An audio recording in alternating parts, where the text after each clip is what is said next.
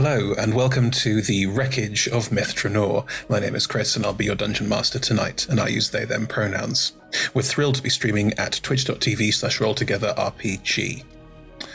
Well, how to describe the Wreckage of Myth Drannor?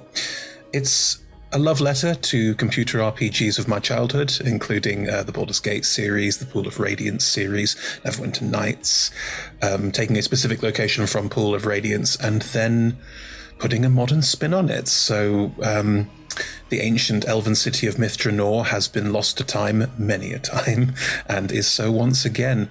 And a group of unlikely heroes in this case will be heading there to try and uncover more secrets. I hope you enjoy the adventure. For those who are new to Dungeons & Dragons, everyone here is playing a fantasy character in a fantasy universe. They all have their own unique character sheets in front of them, which tell them who they are, what they can do, their deepest, darkest secrets, and what dice to roll. They'll mostly be rolling a 20-sided dice, and you should be seeing a little number ticker up here in the corner when they do. 20s are good, 1s are bad, everything in between is on a scale, so feel free to boo and or cheer depending on what's happening in the story. And while they play their characters, I, the Dungeon Master, will play literally everything else. So anyone they encounter, any monsters they have to fight, any weather patterns, story beats, anything else, that's all me. So you'll see me playing a huge number of people alongside them. Now, I'm very excited to introduce you to the cast of The Wreckage of Myth Drannor, so without ado, here they are. Hi, I'm Nat, I use she, her pronouns, and I'm playing Ildrathni Elendor, who uses she, they pronouns. Ildrathni is an elf, definitely not a Dhampir at all. No, mostly elf. And also a cleric and a little bit of paladin, and is currently traveling with a very, very ancient elf on a mission to go to the renowned city of Myth Drannor. Hi, I am Rebecca. I use she, her pronouns. I am playing Ava, who also uses she, her pronouns. Ava is an Azamar, warlock of the undead. She currently has a dead patron, stolen powers, a massive vendetta with her god, and the Wand of Orcus sending demons after her, so that's all fine. Some people say that she's evil, and I've no idea why. She just has a lot going on. Hi there, I'm Nate. I use he, him pronouns, and I get played by G, who also uses he, him pronouns. And I started off as a wizard, right? And then I hung about with some druids for a long time. And then No, that was when I became an artificer, sort of, for a bit. More like an apprentice, but then I didn't really finish my training. Most recently I made a warlock pact. And, I've been in some bands and stuff for a while as well, so I suppose you could say I'm kind of I like getting into a lot of different stuff. Hi, I'm Niall. I play Anton Rain. Both of us use he, him pronouns. Anton is a divination wizard and a little bit of fighter thrown in there. Once found out that he is a descendant of an ancient Netherese wizard, undead mummy, and is, not a descendant but a clone, and is currently struggling with that whilst being a little bit obsessed with magic and mythlas. Hi, I'm Evie. I use she, her pronouns, and I'm playing Ephemera, who also uses she, her pronouns. Ephemera is a reborn druid of spores, and being reborn, was killed, sacrificed to orcas at some point in the past, and through a wacky series of events is now traveling with her good pal Ava, totally not a terrifying angel person with a wand of orcas being chased by demons. Life decisions have been made. Don't know if they're good. And there are all of our lovely players. Before we dive too deep into the story, a couple more AOB to go through. First, a word from our sponsors. We are delighted to be sponsored by HeroForge. HeroForge offers fully customizable tabletop minis with dozens of fantasy species and thousands of parts to choose from. You can see all of the minis that we designed for this stream in the overlay, and they animate when we enter the combat, so look out for that. HeroForge are fantastic, so do check out the Pro membership where you can get premium access to features ahead of time, and beta access to things, and all sorts of cool stuff that just makes your life a lot easier. And you can check them out at heroforge.com. We are delighted to be sponsored by Ultra Pro. They make accessories for D&D, Magic the Gathering, and more. My favourite part of their collection are their figurines of adorable power. Here is their gazer. They also make other things such as deck boxes if you play Magic the Gathering. You can find all of Ultra Pro stuff at ultrapro.com. Hey friends, check out our new sponsor, Phoenix Dice, for a carefully created menagerie of click-clack math rocks for your delectation. Check out their entire selection at phoenixdice.com, and just so you know, Phoenix Dice are all about living gloriously in the worlds of tabletop games and sustainably in this one, which means their dice are working to be recycled, their packaging is recycled, the dice are made of sustainable materials. It's all great stuff. You should definitely get involved.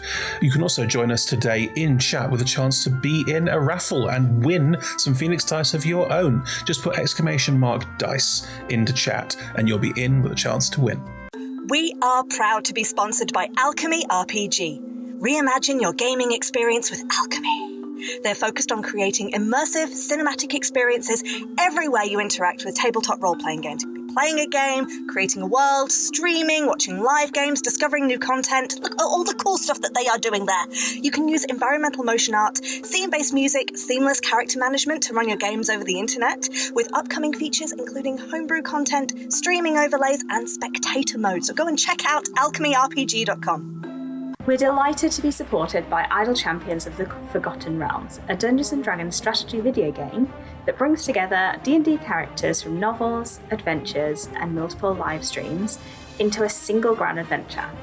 Select your heroes and formation and battle through waves of monsters for free on PC, phone, PlayStation, Xbox, and Nintendo Switch. You can pop exclamation code into chat for a free Electrum chest. We are also supported by Warriors of Waterdeep. Take your team of warriors on a quest spanning the Forgotten Realms, all on your mobile. Power up your teams with items, work with your guild to defeat hordes of enemies, and test your mettle in the arena. And to make all of that work, you need gems. As we frequently say, the hunt for gems is real. Pop !WOW gems into chat for a link to collect free gems and get yourself that nice sword you've been looking at, or revive your heroes against a deadly foe. Download link !Warriors of Waterdeep in chat. We're delighted to be supported by Neverwinter. In Neverwinter, explore and defend one of the most beautiful cities from Dungeons & Dragons Forgotten Realms campaign setting as it rises from the ashes of destruction. Epic stories, action combat, and classic role-playing await those heroes courageous enough to enter the fantastic world of Neverwinter. Neverwinter is completely free to play, so set yourself up an account today and pop !NW gift into chat for a link to a free gift. Check out our supporters at D&D Beyond, your guide to digital D&D. Make character sheets online, share them in a campaign, and track all of those tasty little stats in one easy place. You can use the Beyond app to track your characters on the go. You can also use their encounter tracker and archive monsters to run any smooth combat thing. You know what I'm saying? You're a DM, you've done this before. You know D&D Beyond is the place to go.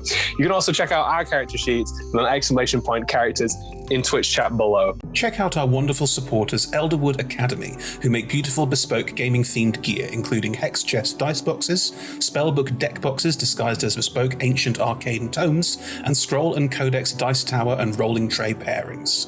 Make your own with their online designer at elderwoodacademy.com.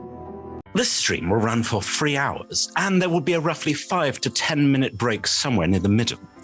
We run shows on Monday, Tuesday, and Friday at 6 p.m. Greenwich Meridian / British Summertime, which is 10 a.m. Pacific Time, 1 p.m. Eastern Standard Time, 7 p.m. in mainland Europe, and 2 a.m. Tuesday morning in Japan and parts of Australia. On Mondays and Tuesdays, we run TTRPG streams for 3 hours. And on Fridays, we run our talk show, Talk Together, for 1 hour. Our TTRPG streams can be one-shots, 4, 6, 8, or 12 weeks long. You can always find our latest schedule at twitch.tv/rolltogetherrpg/ schedule. We are Roll Together RPG on all socials, so find us on Twitter, Instagram, Facebook, and even TikTok. Links in chat. Thank you to our D20 Club on Patreon. You can find a link in chat. Help us make our shows from just £1, $1, or $1 gold piece, and unlock more tiers by joining. Our D20 Club are fab. They've created a fan Discord for us. They've also made a wiki page for Roll Together. You can find that at rolltogether.fandom.com. Welcome to our podcast listeners. If you also would like to listen to us via podcast, you can search for Roll Together RPG on your favourite podcast provider. If we're not there, let us know and we will add ourselves to that list. Finally, we play with a diverse group of players who play a diverse set of characters with wide-ranging sexual and gender identities. Our tables are trans and GNC positive, and we encourage and champion trans and GNC players and characters in our games. The DM and players may portray characters that are of a different gender to their own, and while we aim to avoid misgendering, we do acknowledge that it does sometimes happen, and have a company policy in place for correction should the need arise. If you think we've missed anything, please let us know. You can drop us an email at rolltogetherrpg@gmail.com, or just pop something into chat. We're always open to hearing about how we can do things better. We use the TTRPG Safety Toolkit as part of play. If you put !safety into chat right now, there'll be a link to it, or you can ask us about it on any of our social medias. We're happy to share it. It is created by Lauren Bryant and Kiana Shaw, and is an absolutely excellent way to play safely at your tables, and we couldn't recommend it more. If you pop !safety into chat as well, you'll also see a link to content warnings. This campaign does sometimes stray into the dark, especially party PvP, party and party conflict. So do check that out and see if there's anything there you'd like to avoid. Anyway, without further ado, here's the intro.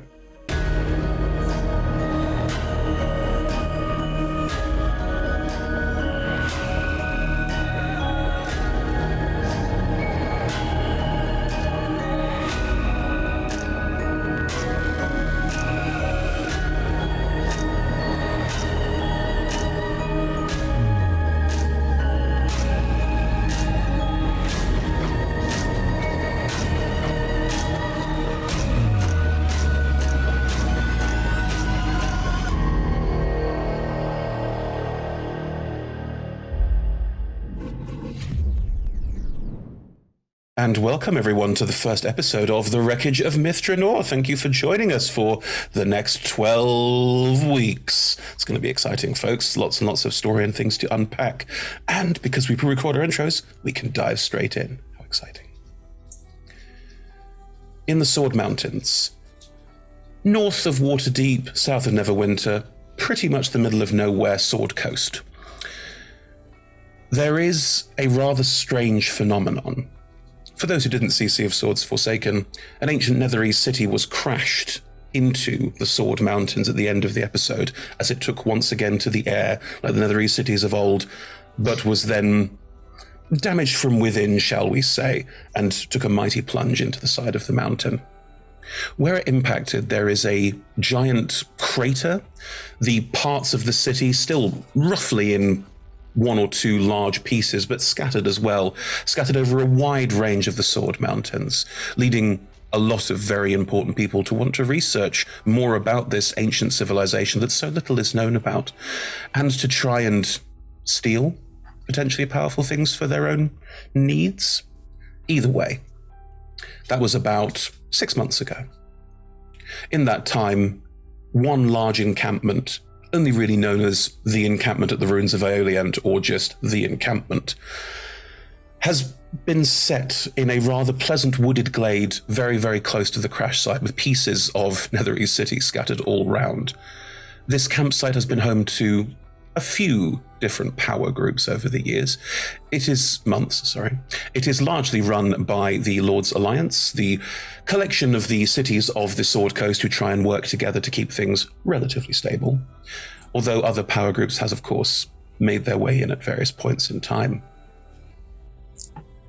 This camp has been the home for two of our party for the last 6 months or so.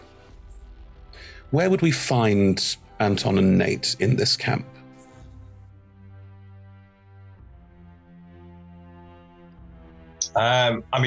What time of day is it? At this point, it's early afternoon. Okay. Nate's probably just waking up. Sure. And I think Nate, this particular morning, after a night of heavy drinking, has woken up and is going to find Anton, I guess. Mm-hmm. Where's Anton likely to be? Do you two share a tent, or do you have separate tents?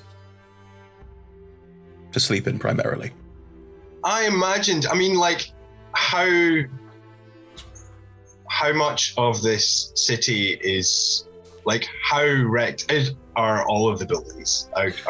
Would it be possible for Nate to, actually, he would have, set up some sort of workshop, I guess, but maybe not. He might still be sleeping in his tent. It was, for a certain time, dangerous to be in there. There were magical effects that were still ongoing, but hideously damaged. Some creatures that survived the crash that needed to be dealt with.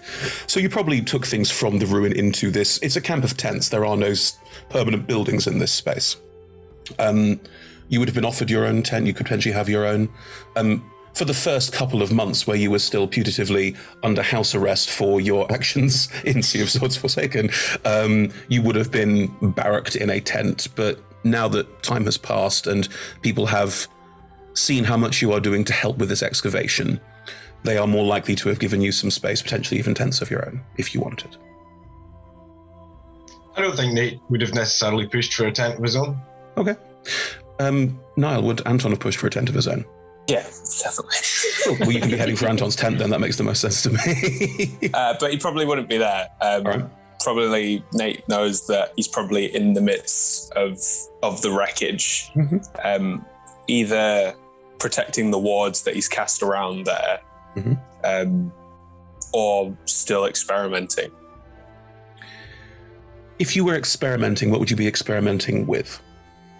Probably looking at trying to create mini mythalars at the moment. Just little vats of energy rather than big ones. Seeing if you can comprehend the idea of creating a small battery before creating a bigger one. And for the sake of the audience, describe what a mythalar is. Mythalar is basically that. It's that a creation that is a magical battery, essentially, and it can store power of the weave. Yeah. And allow the wielder to use it in quite a lot of different ways. So Anton's currently trying to see if he can create a mini one, hoping that a smaller version will be easier to create. Well, let's set the scene then. If we imagine a workshop not too far into the wreckage, which is part of an older building that has long collapsed, crooked, broken, almost obsidian black stone walls, as most of the city was. Various Netherese pieces and setups all round, tables. You've been working in this lab, the two of you, probably Anton more than Nate, but who's to say, for nigh on 6 months. So you've had a lot of time to make this space your own. There's probably some comfortable chairs, places to sit and chat, and also workbenches covered in stuff. Let's start the game with a good roll. Anton, roll me an Arcana check to see how you're doing with building yourself a mini mythalar. I haven't rolled my portent check. I'll do that too. Yeah, that's good. Yeah. Ooh, that's the good numbers. Starting off with a 17 and a 6 to use later. Oh, perfect portent dice. Good stuff. Nice. And then for an Arcana roll,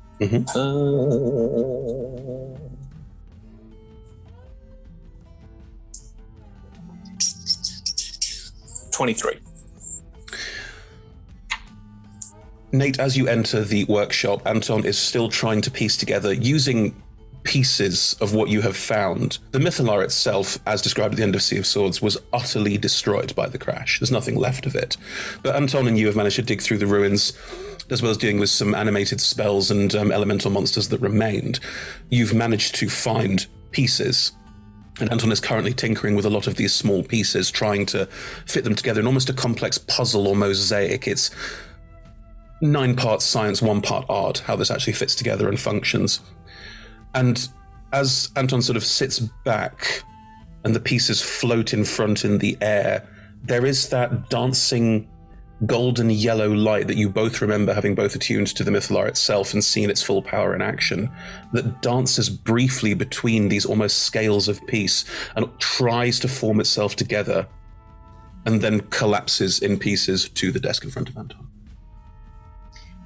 From my passive investigation of 20, do I know why it didn't work. Neither of you have managed to recreate this yet. There's something about it that is infinitesimal that you both haven't quite managed to reach on. This part of it that is not so much science as art. This part of it that is more to do with something about Netherese culture, Netherese understanding of magic in general, which is still more than either of you could hope to understand. Okay. Anton probably... oh, sorry. No, on you go. Anton probably... He's been doing this a while, so he's not excited or disappointed at this point. He's just learning more, and he probably just sort of shuffles his hair, which has gotten a lot shaggier, and scratches his beard, which is grown out because he's just given up on trying to keep himself presentable now, and walks over to a floating crystal ball in the middle of the laboratory and places his hands on that. And as he does, his eyes just flash as he's just holding this ball. Just still, without looking at anyone or doing anything. It's rather creepy. For the benefit of the audience, again, would you like to describe this crystal ball, what it is, where you got it from? This was a crystal ball that we found in the Netherese laboratory that turned out to be Anton's clone's crystal ball. It was an evil clone that was an undead mummy that was basically using Anton as a backup body, because when it died, it would sort of time loop into a new body and explode that one, giving itself a living one. Thankfully, we managed to defeat it, and over a few months, Anton's figured out more secrets to do with this crystal ball that is just a sphere etched with like little patterns, and it's about the size of a grapefruit, and it just floats. And Anton can basically use it as a spell book and put all his thoughts and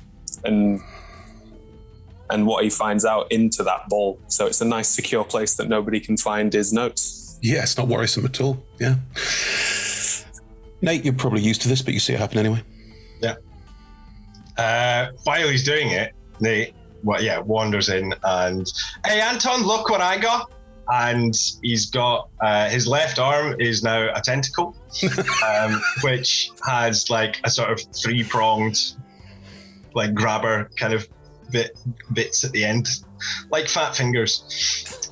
And he just kind of waves at Anton, wanders over and sort of waves it in front of his face.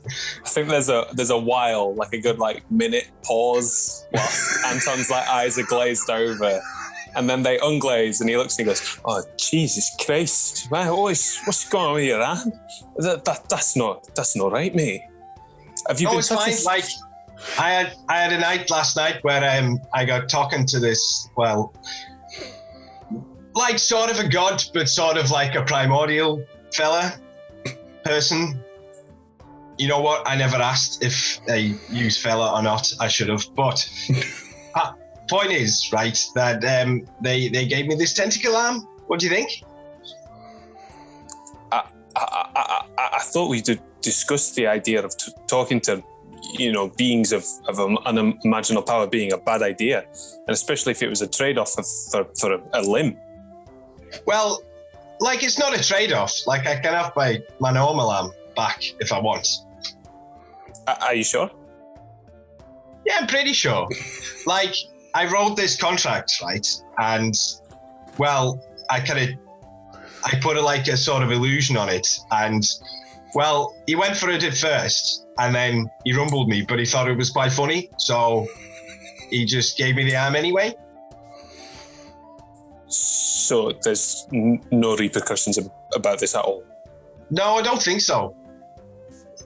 I mean, like, he's like I say, primordial type. So I think he's a bit unpredictable. So, as long as I don't piss him off too much, it'll be fine. The two schools of magic. Anton just nods and looks at the laboratory. You're sort of used to this. Have you made any progress with any of your research so far? Well, no, not as such. I got a bit distracted by... hang on. Distracted by my endless list of classes. No, how do you say this? Istitia? Istitia. Yeah, Istitia. Tishy. So yeah, Okay. we were hanging out most of yesterday, so I haven't really made any progress since then. All right. Well, let me tell you what I've got so far. Oh yeah. It seems that we've got the hard science down. We know exactly how it should work.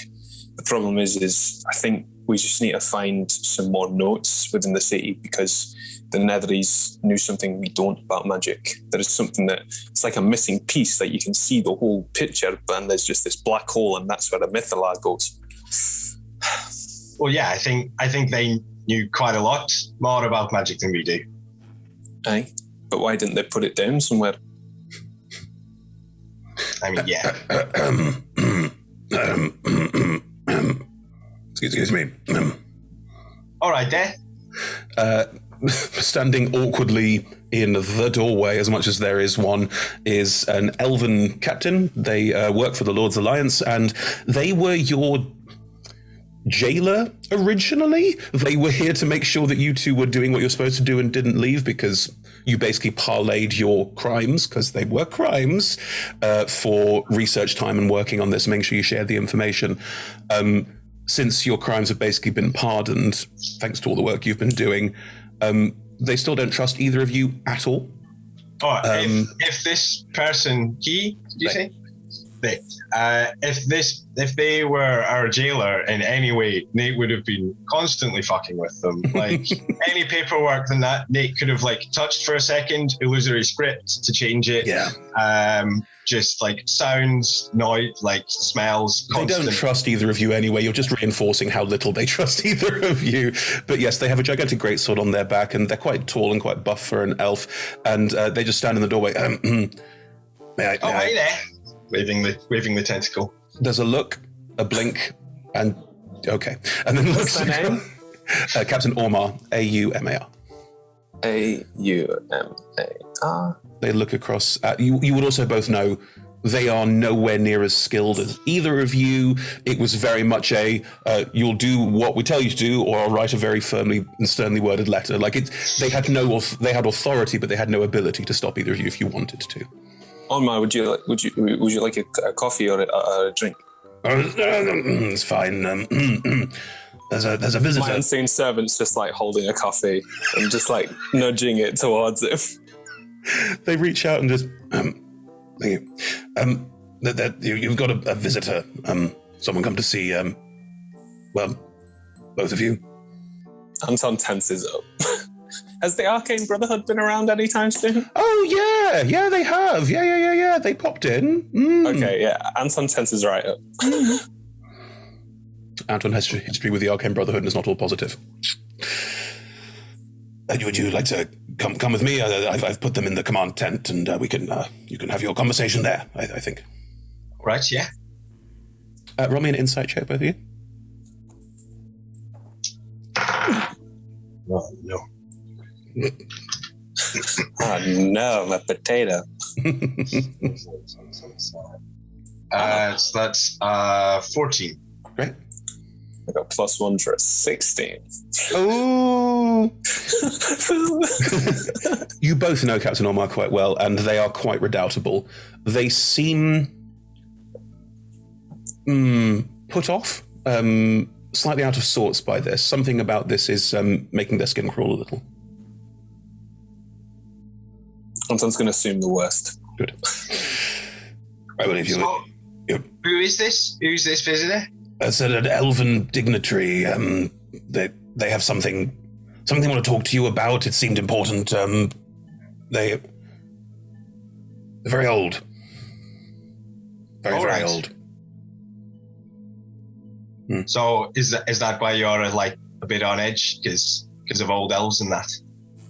To a certain extent, yes. For audience benefit, very, very old elves start going through a process called, I'll get this right, the remembrance, and then afterwards the transcendence.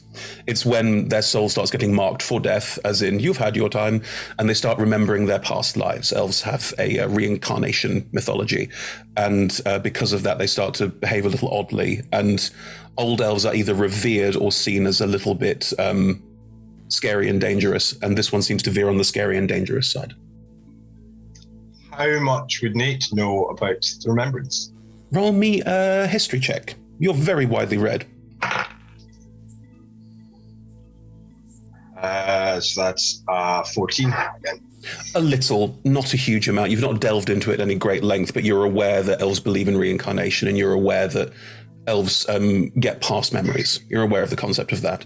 You wouldn't know much about like the process from how it is as a child where you get past memories and how it is as a very old person where you get past memories. You'd know that exists, but the social taboos might be anathema to you. Would you like to look? It's probably nothing. Go. It's probably just I want to meet the people who were involved in it. There's been a bit of that, Well, yeah, we're celebrities now. Yes, it's great. That looks uncomfortable. I'm so pleased that you are in such high renown. Orma very clearly wanted a quieter life. I feel his pain. Feel their pain. If you'd like to come with me, I'll take you to the command tent. Yeah, let's go. Cool. They'll take you back towards the camp proper. In the camp proper, Ava, Ephemera. It has been 3 weeks since the events of Reaping of Golden Fields. In the past 3 weeks, you have managed to leave Golden Fields, but found yourself, curiously, being attacked by demons a lot for some reason or another. It might be that you hold the wand of Orcus and you're keeping it in a demiplane so no one knows where the hell it is. But there have been more demon attacks in general across the Sword Coast, while demons desperately look for the ancient magical artifact of a demon lord, which you two carry in a bag of devouring. I'm not saying the past 3 weeks have been pleasant. They haven't. Wherever you go, you seem to bring demons. And you've also, as attuned to the wand of Orcus that sits in this demiplane, it constantly speaks in both of your minds as you are both attuned to it, with promises of what it will do if you can return it to Orcus, or if you're not interested in that, what you could do if you just took it out of the bag and did stuff with it. It's an insidious magic item. You will have found your way to this encampment, just the next place on the road, somewhere to lay your head. You don't necessarily need somewhere to stay, but you have found that if you're hiding amongst large groups of people, demons are less likely to find you and get distracted by other human morsels. So that may have been a sort of process you've gone through. But it's been 3 weeks. Where would we find you in the camp? There's plenty of places to stay. Like if you turned up and said, I need somewhere to rest, they could barrack you. There is a tent that is nominally a sort of like what used to be an army quartermaster's tent and has now largely become a sort of unofficial pub. Have we been in combat? Have we been fighting demons, or have they just been, doing voicey nightmare sort of things? I would say you've had a couple of skirmishes. The demons who are in the Sword Coast are not walking around going, whisper through the window. They're just smashing in the windows. They have no sense of subtlety here. They're demons over devils. Devils tend to be more calm and clear-sighted, whereas demons tend to just wholesale destroy everything. You've been in a couple of skirmishes. I'd say you've had a couple of combats, although you are long rested at this point in time and haven't lost any of your abilities. What do you think, Fem? I think let's sit down, just in somewhere nice, with some good company, hopefully, this time, and plan our next move, because I don't know how sustainable this is at the moment. Do you want company? Are you feeling all right? I'm feeling okay. I'm not getting a little bit tired of speaking to the one person for 3 weeks. You are a delight. Just a little diversity occasionally would be, and I've just got the wand. Something new. Okay. Let's socialize. I imagine you standing in the center of a bustling camp of people just running around, where you're just like two still figures in the center of all of this mess, just watching the world go past and kind of world weary already. We didn't do it earlier, but let's do it now. Let's get some visuals on Ava and Ephemera. What do people see? What do they look like? So Ephemera is a relatively short, used to be human, but is slightly off. Her skin is so pale, it's basically blue, and she's got like little stitch marks over her skin from where she's been repaired.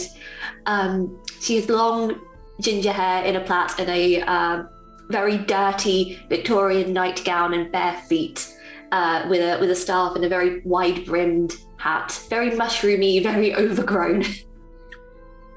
Cool. People around you are looking. Occasionally, you get this, people walking past the box, they just sort of, and then walk on, but there's a certain look of what the, okay, and just keep going. When they look at me, can I please speak into their mind and just say, keep walking? Damn it. Dice. There we go. Ever used to be really sweet. Oh no. It's just what a month with Ava does to people. Yeah. Okay. I've rolled something. It's fun. Ava, what do people see with this? At the moment, Ava looks like a rather tall, sort of getting on for 6 foot woman. She looks human. She's an Azamar. She has very silvery hair and is remarkably well turned out for having spent a month running away from demons. She looks very neat and tidy. She has notable things would be she has 3, it looks more like a birth, it's probably a birthmark rather than a scar in the shape of 3 claw marks over one eye, and she has a very faint silver choker going the entire way around her neck, and then you realize it's a scar going the entire way, as if she'd been, I don't know, beheaded. Why are you looking at me? I didn't do that. I know the feeling. When your throat cut, you weren't beheaded. There's half a neck of difference. Okay. We can bond over this later. Today? What was that, Evie? Sorry, I was just saying, how's the neck feeling today? It's fine. You did a lovely job of sewing it back together. Thank you. That's good. If it does start to wobble, let me know. I feel it would be hard to spot amidst everything else sort of wobbling at the moment, but thank you. Are you heading towards the, it doesn't have a name, it's just a slightly larger tent than the others, more of a, one of those long ones with almost a marquise around the side of it. And there are people sat around barrels and on smaller barrels and crates. This is not a pleasant, like, oh, somewhere to sit and enjoy the day. This is not that. It is very much a barracking space, but people seem to have taken to this as a place to chill out, to talk, to exchange messages, that sort of thing. There's spaces for you to sit, that's no problem at all. I think there's probably less skipping, but still otherwise a very similar vibe of Ava doesn't really care where we go, so she will follow Ephemera if that makes Ephemera happy. Okay. I think Ephemera will see the pub and kind of smell interesting smells and just kind of grab Ava's hand and just say, come on, and just kind of start running towards it. Oh, we're running again. Ava, as you run over towards the pub, you see 2 people in what look like more guard-like livery than just the general traders and people that are committed around here to collect or to observe or whatever. They were making a beeline for Ephemera, and seeing Ephemera grab your hand and sort of skip off in that direction, there's a look of, oh. And you almost get a sense that they've gone, child, fine, and are moving away from the situation because you've managed to make it look enough like a sort of authoritarian mother figure that they've gone, it's probably fine, and moving on. Ava will give, she has impossibly high charisma. Ava will give them a like, children, look. Roll it. Okay, is that performance or deception or persuasion? It's whatever you like, I think. It's a charisma-based skill. You can tell me what it is. It could even be intimidation. I don't mind. Ooh, I mean, it's Ava, so it probably is my +10 in intimidation. Oh no, but she's trying to be. Does she? No, she doesn't care about making friends. From a parent perspective, I can tell you can smile sweetly at someone and say, "Don't fucking touch my kid." Oh, like this. Yeah, that's reasonable. She'll do that. That's 19 on the die, so 29. The guards look at you and just give you like a polite, like, "Good afternoon," and then just turn and walk away like a cool. Not talking to that person. And the two of you scamper into the pub tent. There's plenty of places to sit. Scamper. Well, Ephemera does. There's plenty of places to sit and relax if you want to. Do you keep an eye on the door? Do you want to be sat somewhere where you could get out at a moment's notice if you need? Yes. There are also paranoid if there really are demons out to get you. The side of the tent flap opens like a marquee as well, so you could be sat somewhere where you could easily just run if you needed to and be out. You're not hemmed in any way. From your view at the marquees, you can see out across this sort of central. It's not like a courtyard, it's just an area where the tents haven't been put, so there's a central space for people to enter the camp and move off into their various tents. You do see three figures, this rather large burly elf with a great sword, and two figures walking behind towards one of the larger tents with the Lord's Alliance flag fluttering over the top of it. Can we describe Anton and Nate as well while we're here? Sure, so Nate, Triton, fish person. So yeah, he's got kind of bluish, purplish skin, a short little mohawk, and sort of fin type things for instead of ears. And he's wearing, he's got sort of big, wide, webbed feet. So he doesn't wear shoes, but he's got sort of just very basic trousers, and some leather armor under, basically a poncho with a hoodie poncho. That he has weaved wires through it, because he's part artificer. Edgy gap year student. Also, Tritons are relatively rare. Not unseen or unheard of, but they tend to have a very strict religious upbringing and purpose that this one seems to lack.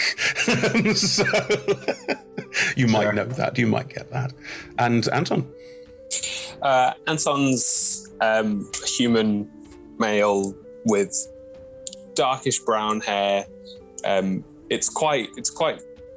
It's a bit longer than it usually would be, and it's all pushed back by some goggles that are on top of his head, so that keep the hair out of his face. They look like little owl eyes.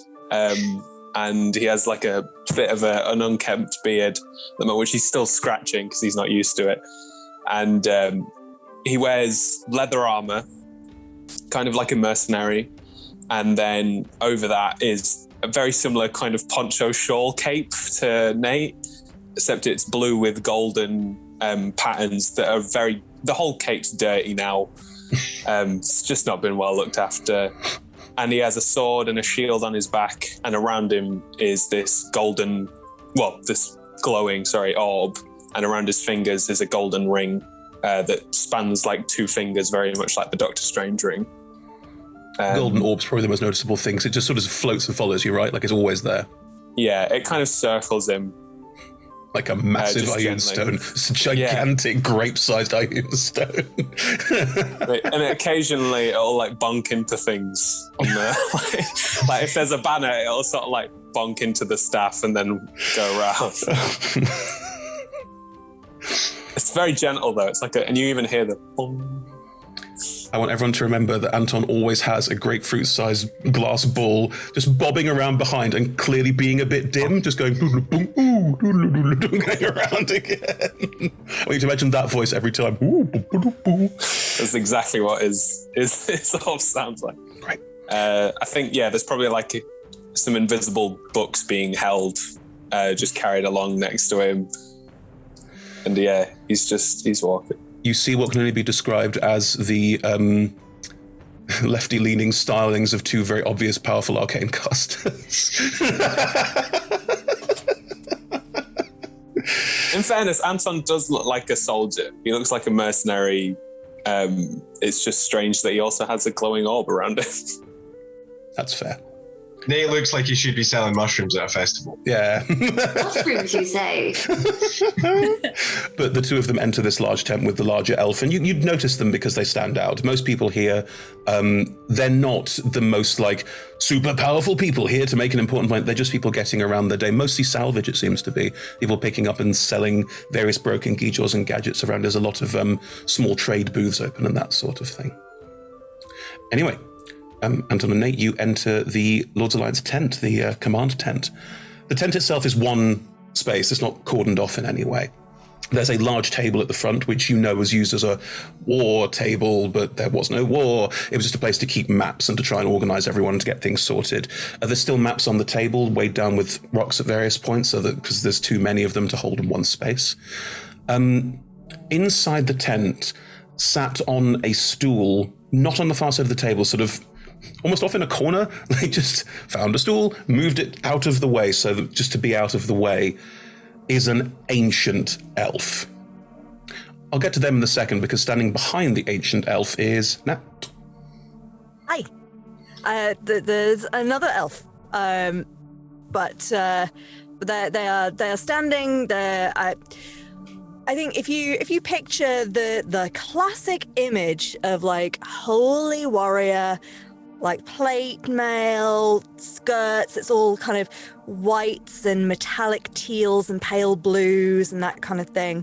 But she does look a little bit uncomfortable and awkward in that.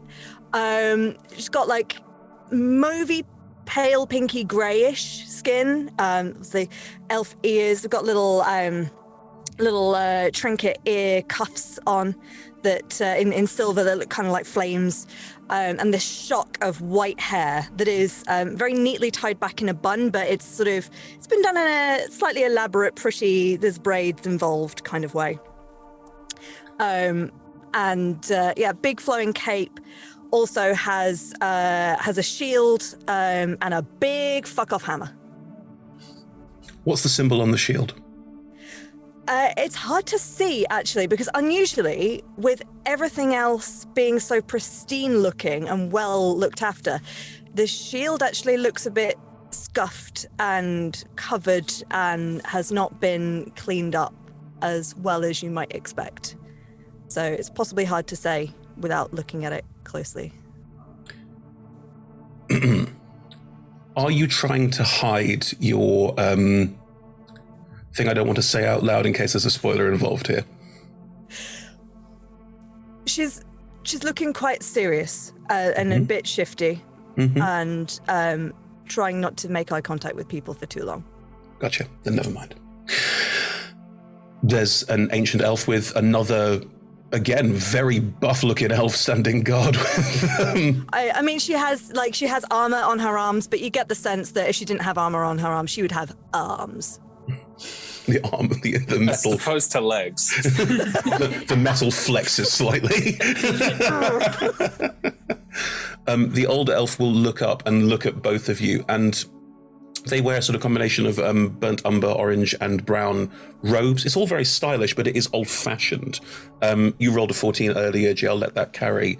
This is a style of garment or clothing that you would say is about a couple hundred years out of date, maybe. Okay. They have grey hair tied in a bun. For an elf, they have a very wizened face, which is extremely rare. Elves tend to keep their sort of 40s, 50s face until they are 7,000 years old. But this one has wrinkles and lines, and it's a strange look for an elf. It's one you've probably never seen before. They also, notably, their eyes have two what look like cataracts in them that make the shape of a crescent moon. You can both roll history or potentially arcana checks for that if you like.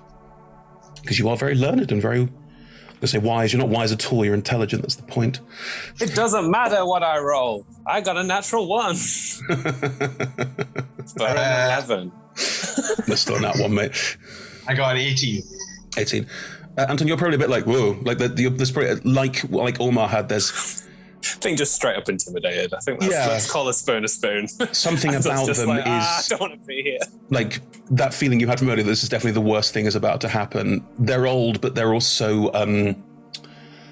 something about them exudes this authority and this energy that's a little bit unnerving and intimidating. There's they seem to be otherworldly almost.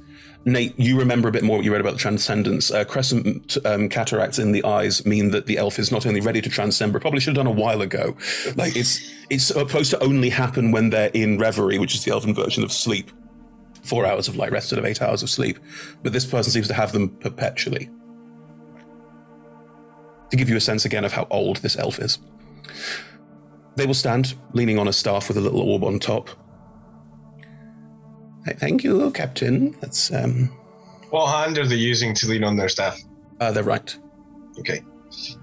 So Nate goes over, and I think Nate's not really thinking about the fact that he now has a tentacle arm, and goes to, like, shake their hand, and so holds out a tentacle. Hi there. Nice to meet you. They reach out a hand. They note the tentacle, and this. I'm trying to get the performance of this. Oh. Sorry, that's new. Do you want to shake my other hand? No, this is fine, thank you. And we'll shake the tentacle hand. I've not seen one of those in a long time. What a wonderful affectation. Yeah, I thought it'd be fun. When you say it's new... Yeah. Well, like, it was like a gift from a friend, but just last night. I'm sure it's fine, Ildra. I'm sure it's all right. This one looks like he can take care of himself, if you know what I mean. Look at you. Look at you. I've managed all right so far. I'm Nate, by the way. Greetings, Nate. Ildra, nice to meet you. And sorry, what was your name? I'm Nezeril. It's a pleasure to meet you. Nezeril. And if you're Nate, then looks across at Anton, who's like just stood by the door, I presume. Just looking like slightly embarrassed about the whole hand thing. Oh, okay, cool. Just sort of like, that's me. We'll slowly move over to you, like it's a staff 2 steps every time. I think Anton would move up so he doesn't have to. He'd probably be like, "Oh, don't worry, you don't have to get up. It's fine. I'll get a seat. We'll come sit down. Neil, let's go grab some chairs." And Alan clicks his fingers, and one of the chairs moves by itself. They will again nod appreciatively. There's very much like very nice. They don't need to show off now. It's fine. If you 3 of you sit, Ildra, you won't be offered a seat unless you take one. Fine. Oh, Anton would offer a seat. Certainly. Thank you. Clunk. As a friend of mine once put, armor's great for standing, it's not great for sitting. If you're all... sorry, go on. I think Nate would have noticed Eldra's reluctance to make eye contact, so we'd probably roll insight on that, which will end up as 25. Now, if you want to contest that, you can roll, or you can say what you think Nate would get from that. It's entirely up to you. I'll see what it comes up with. That's fine. Yeah, not great. That's the 13. She's not.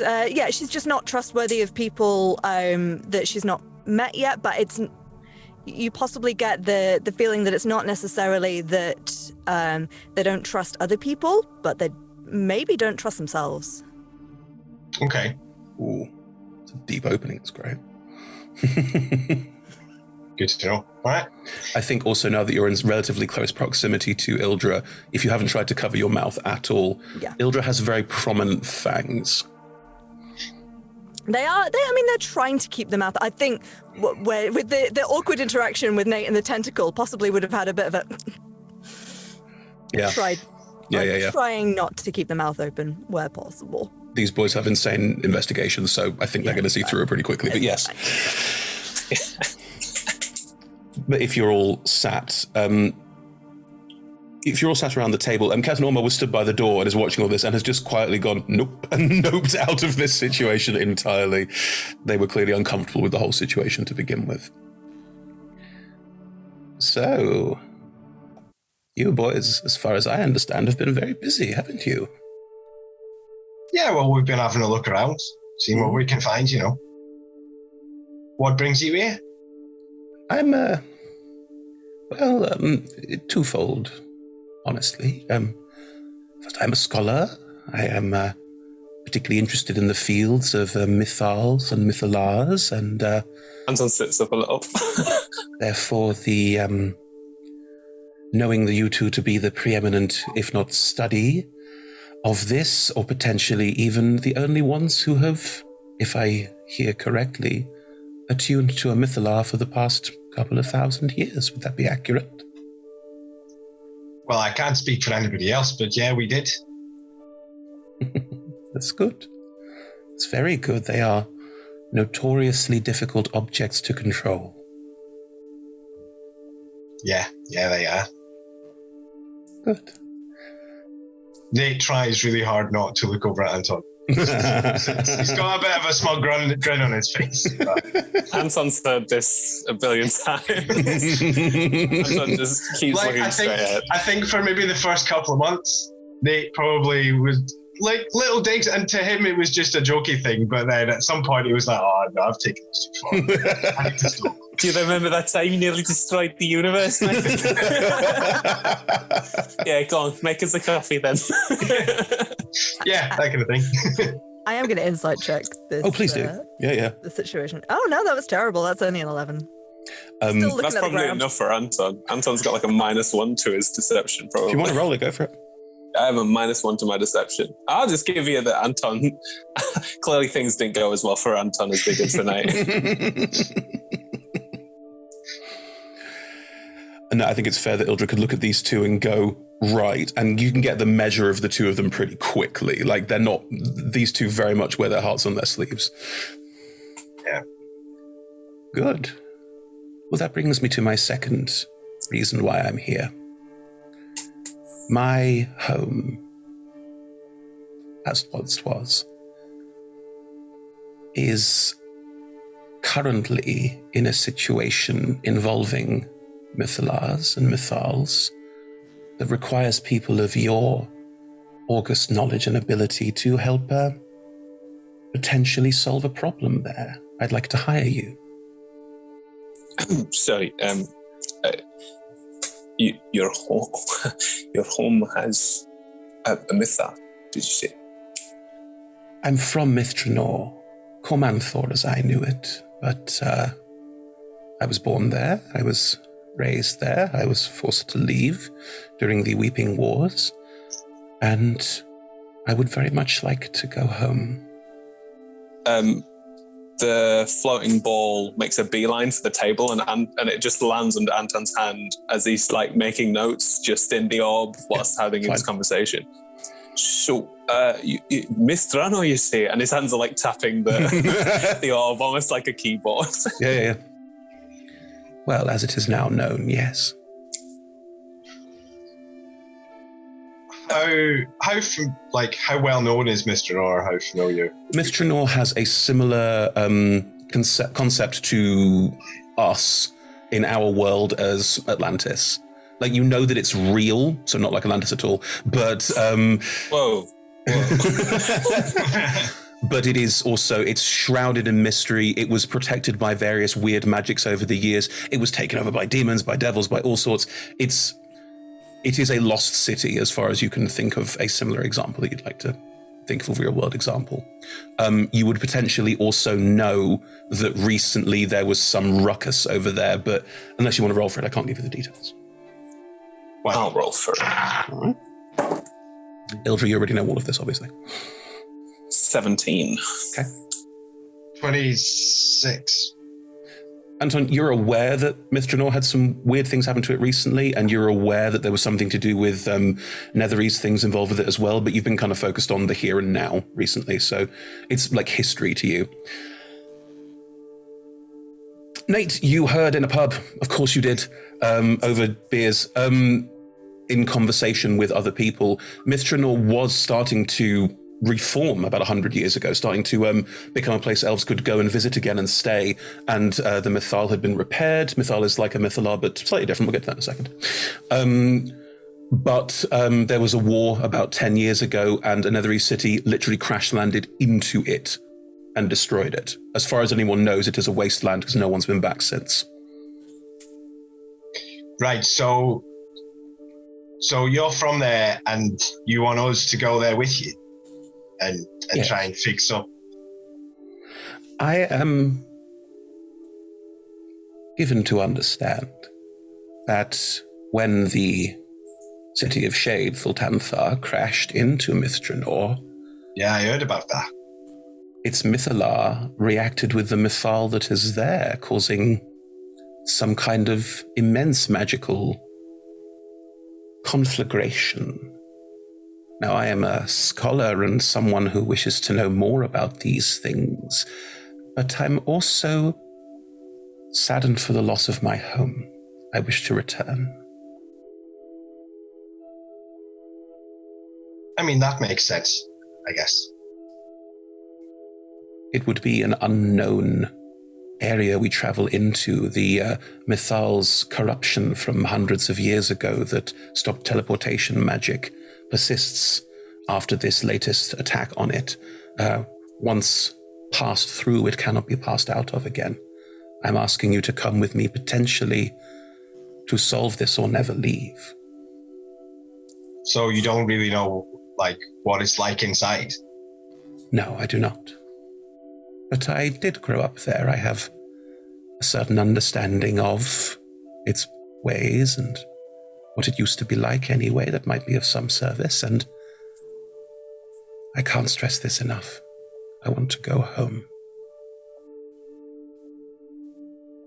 I mean, what do you think, Anton? And I think from this past 6 months, Anton, just from Nate's face, will get the impression of Nate's just going, mate, we should go. This would be a laugh.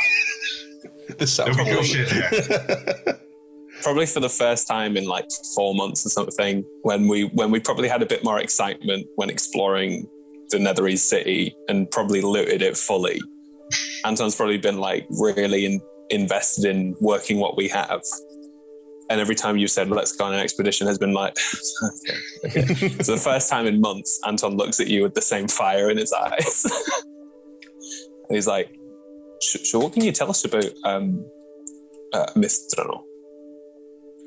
Well, outside the tent. Ava, Ephemera, you're just sat there watching the world go by. From outside the camp, and this is not the first time it's happened for you, so you're probably aware of what's happening, you start to hear screaming and shouting. You see figures running up and through the sort of courtyardy space you're sat in, running through it and away from where the screaming and shouting is happening. Do we think it's the demons again? It's always the demons again. Oh, the world weariness. It's always the demons. Well, we could help the poor screaming people, or we could just let them be eaten by demons for once. We could. We saw some really buff people go into that tent. Should we just let them deal with it? We've just left buff people in Golden Fields. They'll probably be all like, oh, who brought the demons? Oh, it's all your fault. Oh, I'm a paladin, and you know. Can we just be like, oh no, accidentally, some demons are here. Quick, you're our only hope. And want a damsel? I can try. We could. I mean, I haven't damseled in a long time, but we could. Is that what it's called, damsel? It's when you are female but and yet pretend to be useless so that buff men help you. I can do that. You know what, Ephemera? If you have fun. People around you are starting to get up from their chairs and look like, what the hell's going on? And you not only hear another screech, you also see in the distance, vaguely, a sort of horrible flash of light. It seems to coruscate across the sky like lightning, but it's multicolored, and you get a sort of brief psh and go, oh, like, that's weird. Inside the tent, Nezra will stop talking and will look up as you start to hear screams and shouts from outside. Immediately stood up. I mean, I say immediately. Conk, conk, conk, conk. You make a transformer noise as you stand up, yes. You have a handle that just winds your way up. Anton, what are you doing? Maybe the best place for you, if this is bad, is my laboratory. It has protective runes all around it, about 100 feet. Oh, marvelous. How far? Anton will start walking towards the exit, just like poke his head out to see the red lightning. Yeah. And be like, oh, okay, it's about that way. And just points to where we came from. Hang on. You'll notice it's in the middle of a load of wreckage. It's the only place that looks pretty nice. Do you have something that's from there on your person? Anton will give a gear out for one of the broken mini Mythlars that he's making. Thank you. I will see you there. And Nezril will just teleport out. It's 100% chance. Can't. They can't. What? Sorry, they can't. I've got. You can't teleport into it, basically. They can teleport next to it, though, right? Yeah. They'll be all right next to it. They just teleport out. They vanish completely. And this is probably the first time you've seen. Nezril's a very powerful spellcaster. That was less than a thought. Oh yeah, that was impressive. Probably could have been useful in the fight, I'm just saying, but you are. They do that. What do you think this is? I can have a look. I'll grab the orb. Red lightning? Can I scry the lightning? The lightning, you wouldn't describe where the lightning came from? Yeah. Right, and no, we're going to have this conversation a lot. What are the rules of scrying? Well, it starts with me crying. And then some people dying. Thank you. Helps if I can spell properly. It does take 10 minutes to do so, actually, so there's probably no point. Okay. Yeah. Can I'm gonna divine sense if there's no immediate answer. If anyone does pop their head out, I will just go and do the act. Well, as described, Anton did go and pop his head out, so you could be moving towards the tent if you want to. That's perfectly fine. Yep. Cool. You'll have to. No one's coming out the tent yet, so you'll have to just either cross. I feel like we're kind of halfway. Anton would have held the curtain open for Nezril to leave, and they've obviously teleported out. So Anton's kind of half out of the tent. Fine.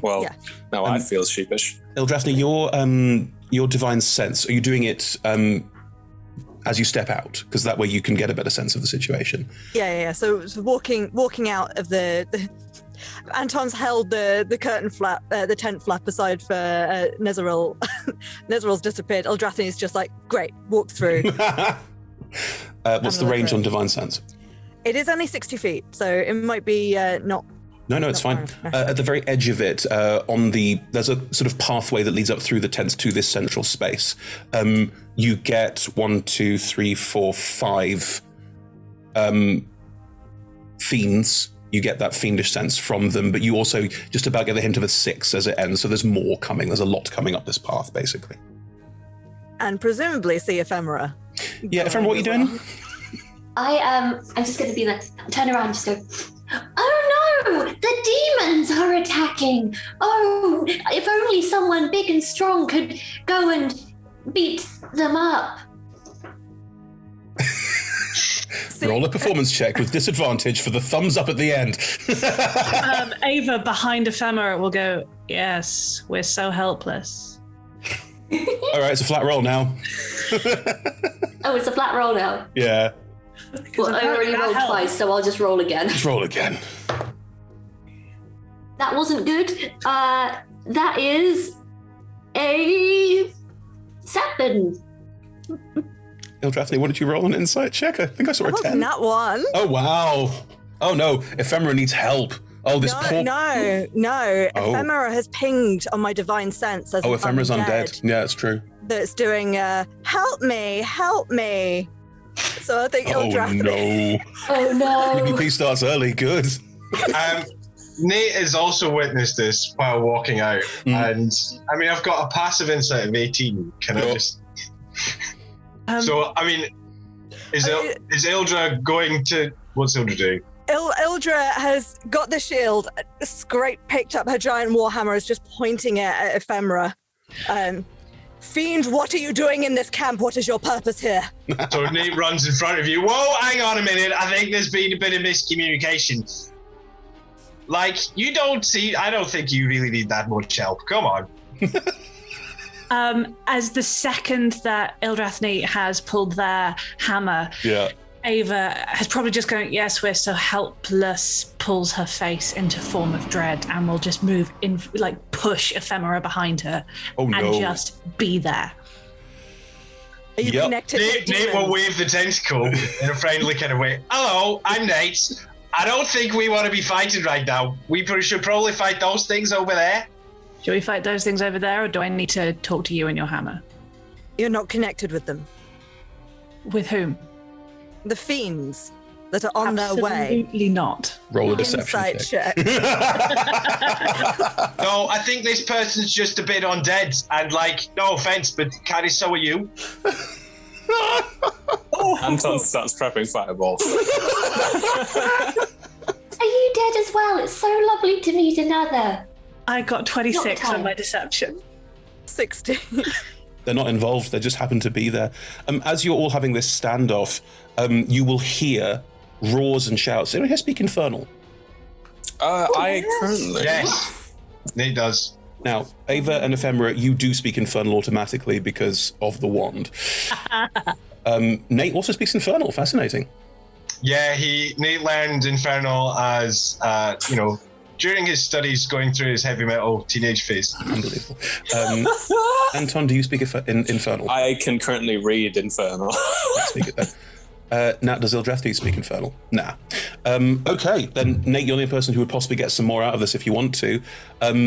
There are numerous figures bounding through the camp, tearing through tents, and you do see a person just get leapt on top of, and something is just bearing down top of it. The sky is now darkening with this weird lightning nimbus occasionally like sparking up into the sky, and you see these sort of like ape-like humanoid demons, but they're large, and you see these strange ones where instead of a mouth, it's more like a Demogorgon from Stranger Things, like sort of fronded face just opens out, and they're all crawling over the tents and chomping on various people, and a very loud booming voice shouts something in Infernal that two of you don't understand, and the three of you hear, "Find the wand."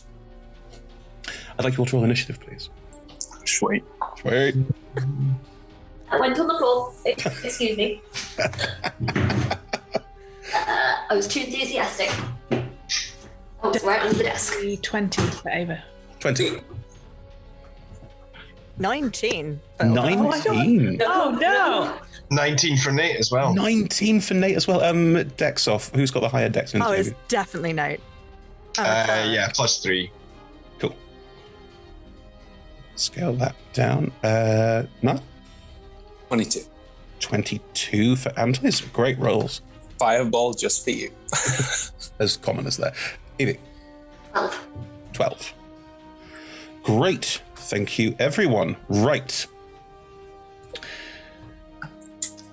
To set the scene, the five of you are in the center-ish of this courtyard space. There are tents all around you.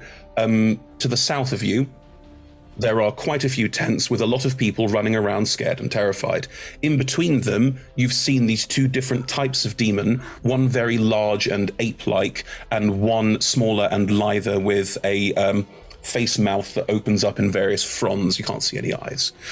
They are intermixed and in between common people who are running away scared. Quite a few of them dying, about to be attacked. So area of effect might not be the best idea. I'm just putting it out there. But I did say I was preparing it. If you want to kill people, that is your prerogative.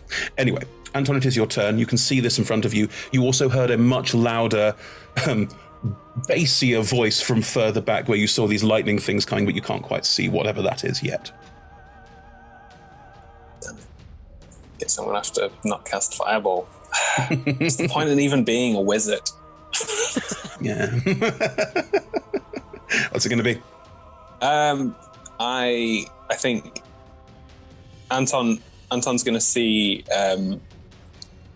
one of the ones that are terrorizing the just general populace. Big ape. He's gonna small wiry. I think I'm going to go for the big ape. Sure. I don't know which one looks more dangerous.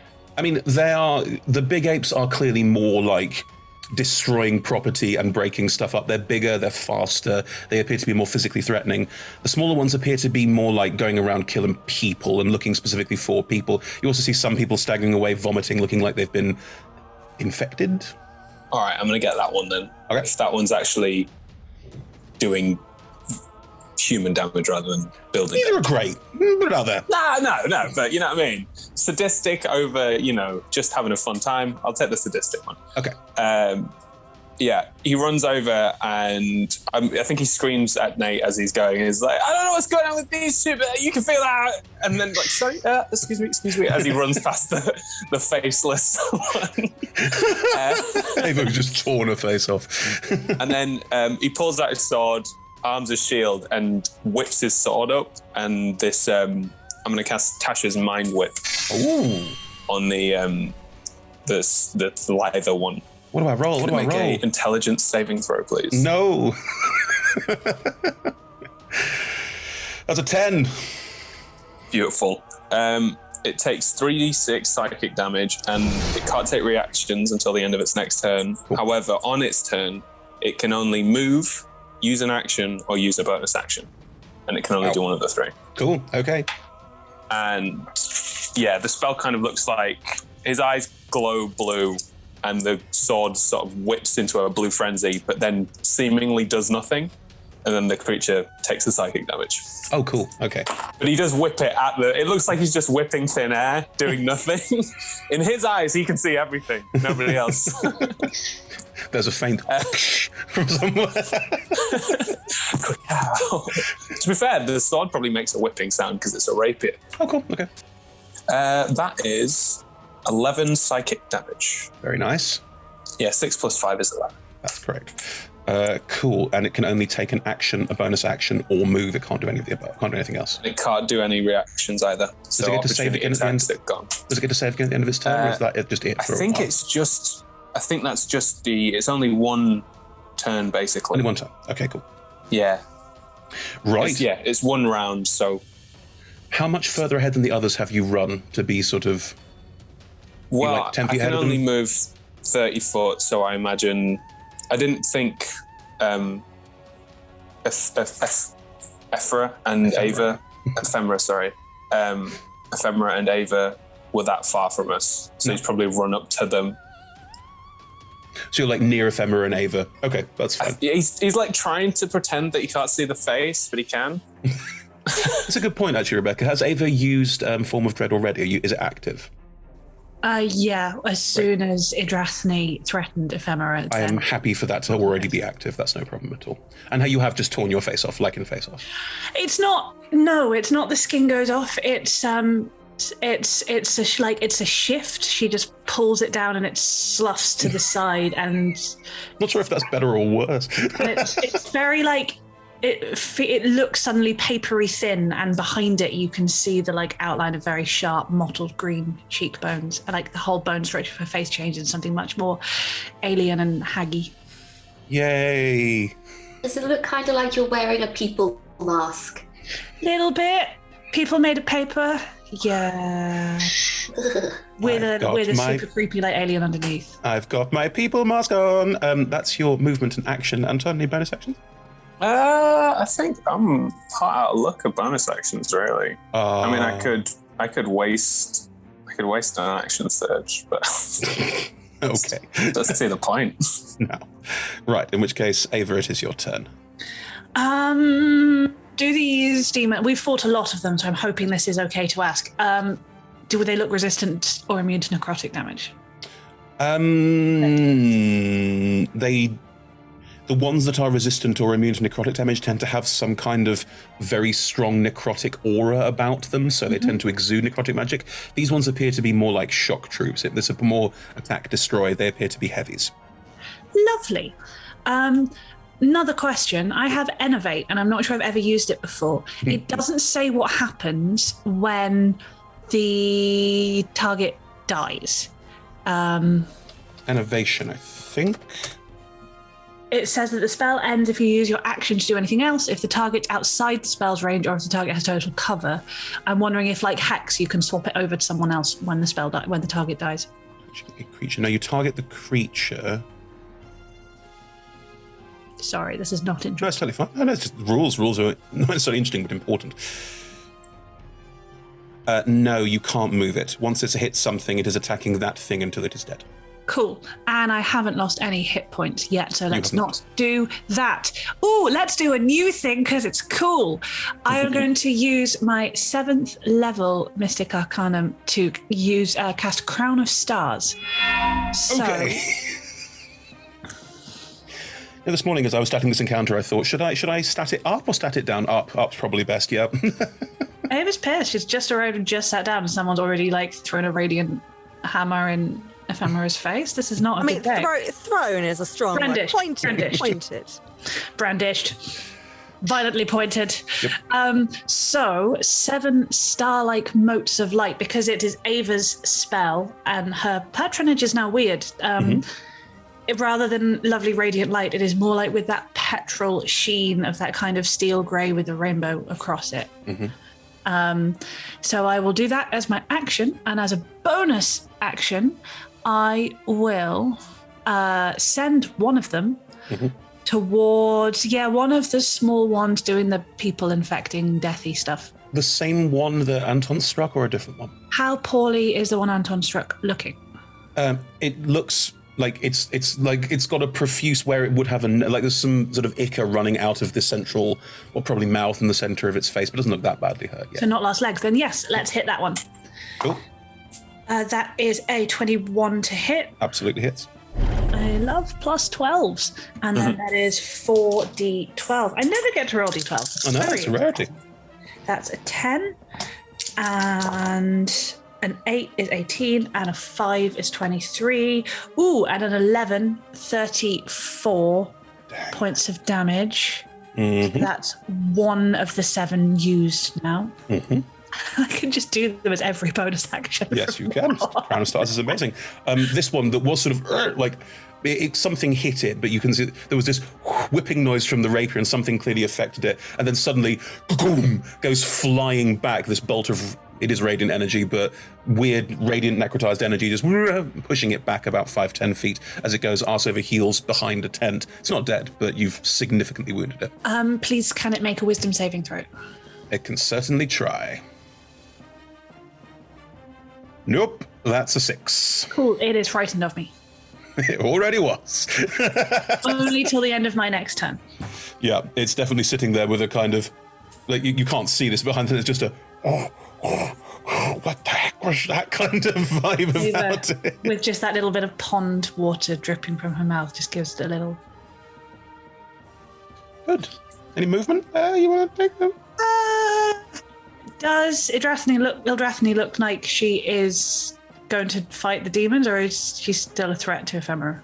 No, Ildrathni, as soon as you've said that, Ildrathni's been like, right. Good. And is about to run off to...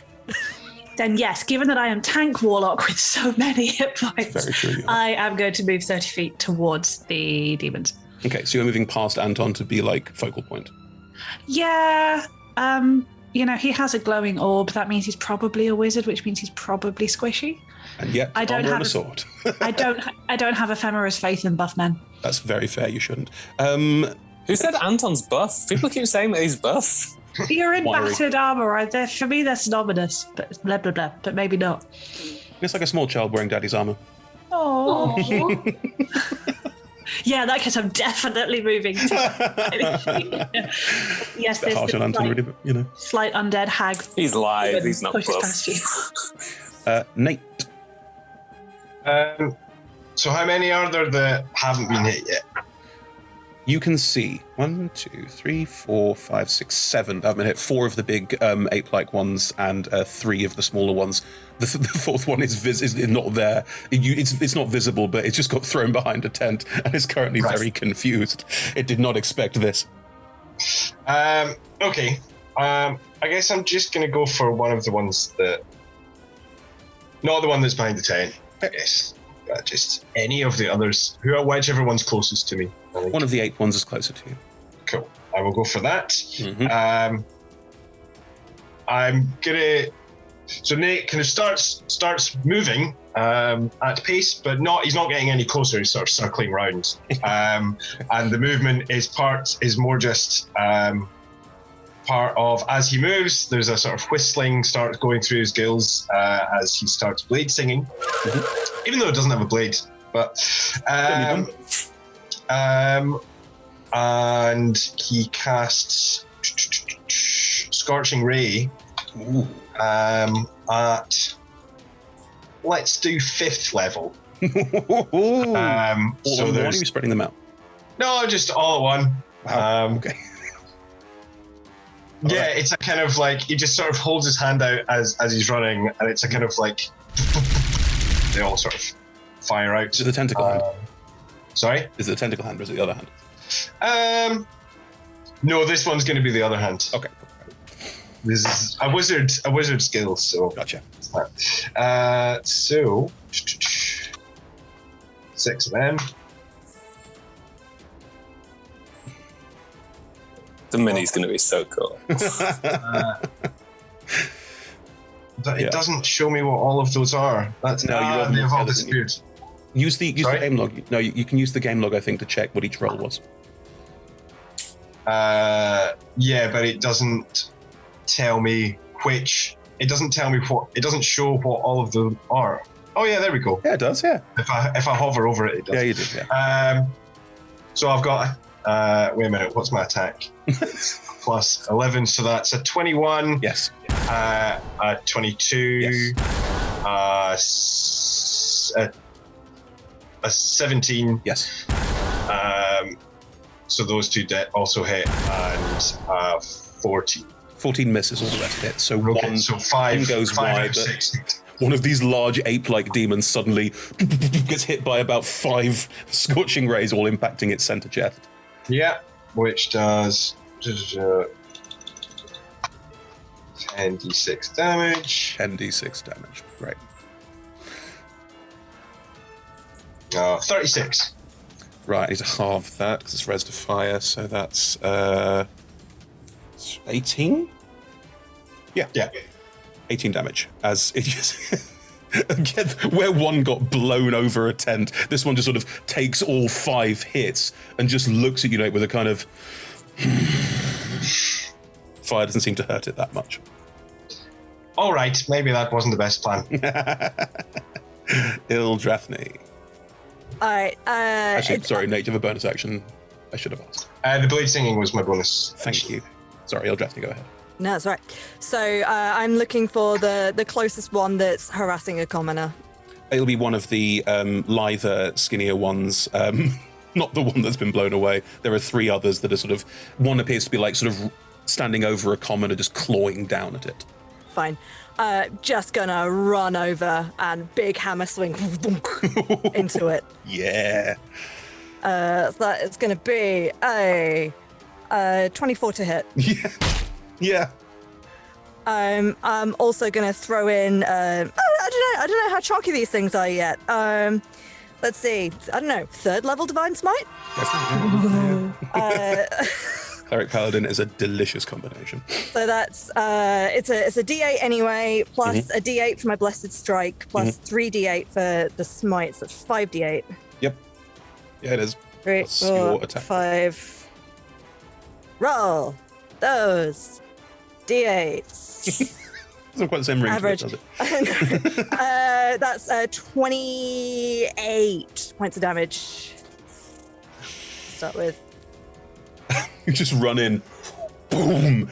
It gets lifted off the commoner, and it's like you make it stand up. It just gets knocked back onto it, and it's just there. It's about a bit shorter than you. It's got long clawed hands and this face that just screams you with these 4 mouths opening wide for a central orifice. Yes. We've all got teeth. And then is going to look at the next nearest one. Sure. Bonus action, compelled duel. As well. They need to make a. Come along now. Another one of the little ones. Yeah. Wisdom saving throw. No problem. That's a 12. That fails. Yeah. So they're at disadvantage to anyone but me. I think because it's currently sort of again, this one is trying to chase down a commoner. It just stops in its tracks and looks around at you, and also is just going to run over towards you. They're demons. They're not smart. This is not like a, oh no, you're the wrong person. More of a good, someone who wants to die. Yeah. Right. And then just look down at the commoner that's kind of beneath me. Run. They will look up at you, and like this, your teeth are very visible. They'll be like, everything's awful. That's basically all they do right now. Good, right. Okay.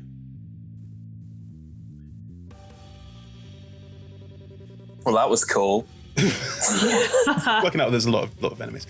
The demon that you shot at, Nate, is going to roar a challenge at you, beat its chest much like an ape, and then do the gorilla run where it runs on its knuckles over towards you and pounce over and try and slam its fists down on top of you. Cool. As a reaction, I cast Silvery Barbs, which... What does this do again? Disadvantage on triggering creature must re-roll the d20 and use the lower roll. I will allow.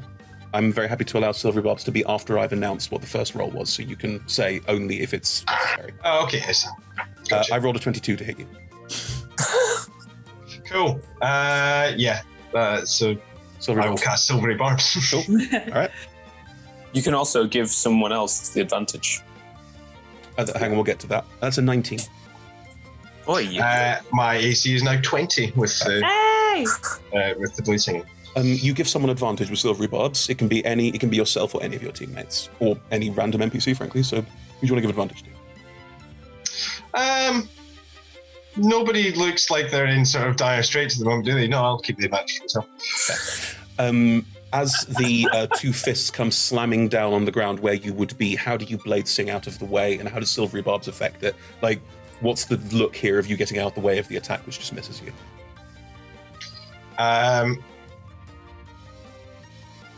So I think, how big is this thing? Oh, huge. They are large, so it towers over you. It's a good, like, you again on top of yourself. Right, okay. So as it's running at me, I go, all right, then let's go. And I run at it as well, and I do like a forward roll under it. Cute. And it leaps over you and boom, its fists hit the ground and miss you. It's going to whip around and try and bite where you were as well, and its teeth snap down at your ankles. It's a 9, misses entirely. You roll away from the situation, out of the way. The other there are 3 more of these big ones, are going to come running into this combat situation, seeing that these smaller, weaker ones need support and looking after. Let's make our life easy. 1, 2, 3. Ephemera's not done anything yet and is in the back looking helpless, so they're not going to bother with that. So one will run for each of the rest of you. I think that's the fairest, because they're very fast. Because they run so quickly and because they have a ridiculous leap, they can get to all of you. We'll start with Ildrathni because it's going to be the funniest. One is going to come charging towards you as you knock into one of its allies and cause another to come running towards you, and it's going to try and do a sort of crossbody swing punch to try and knock you off your feet. Mm-hmm. We have a natural 1. Pong! It's going to try again. It gets 2 attacks. 27, nat 20 this time. Oh! It's going to chomp down on you and sort of break through various bits of armor and crunch your armor into your flesh. Ow. Great damage on that. Thank you. 21. Not great. 21 points of damage. That one is now in your space as well. So you've got one of the smaller ones, one of the big ones, and another one coming towards you. Just so you're aware. Fine. Ava, one is going to charge towards you and just going to try and charge you. It's going to try and knock you off your feet. It's going to charge straight through you. I have an AC question before you roll. Sure. I have a really low base AC of 12. Right. I permanently have mage armor up just because at will. Yes. To take it up to 14. And then Wand of Orcus adds 3 onto AC. Do those stack? Yes. Amazing. Then I have a slightly higher AC than I thought I did. This is nice. It's just going to charge towards you and try and bowl you over with a 14 to hit. Misses. Do you dodge out of the way, or does it miss you? I think... Can you just do something creepy enough that it beat us off to the side? Sure. Ava doesn't dodge. She stands still and expects the world to move around her. As it charges towards you, I think you probably sort of crick your neck slightly, and it just, like, it skids up. It doesn't do the full attack because it's confused and scared of you because you're weird. It will then try and just one fist down on top of you, trying to bash you into the ground. Doesn't like you. Like a...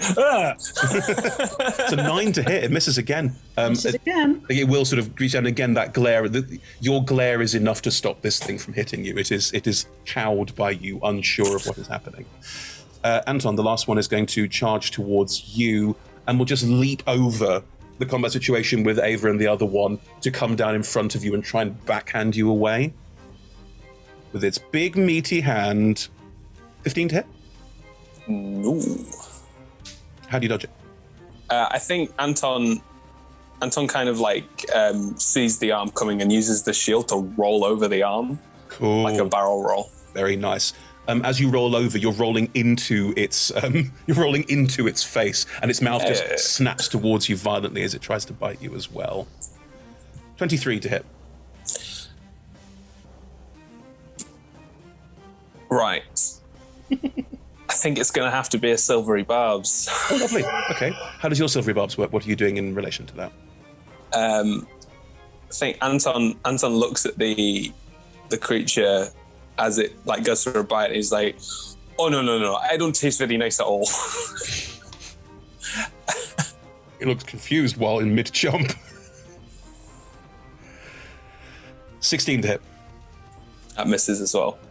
Cool. So it gets confused. You use the opportunity to slide out of the range. Who do you give advantage to?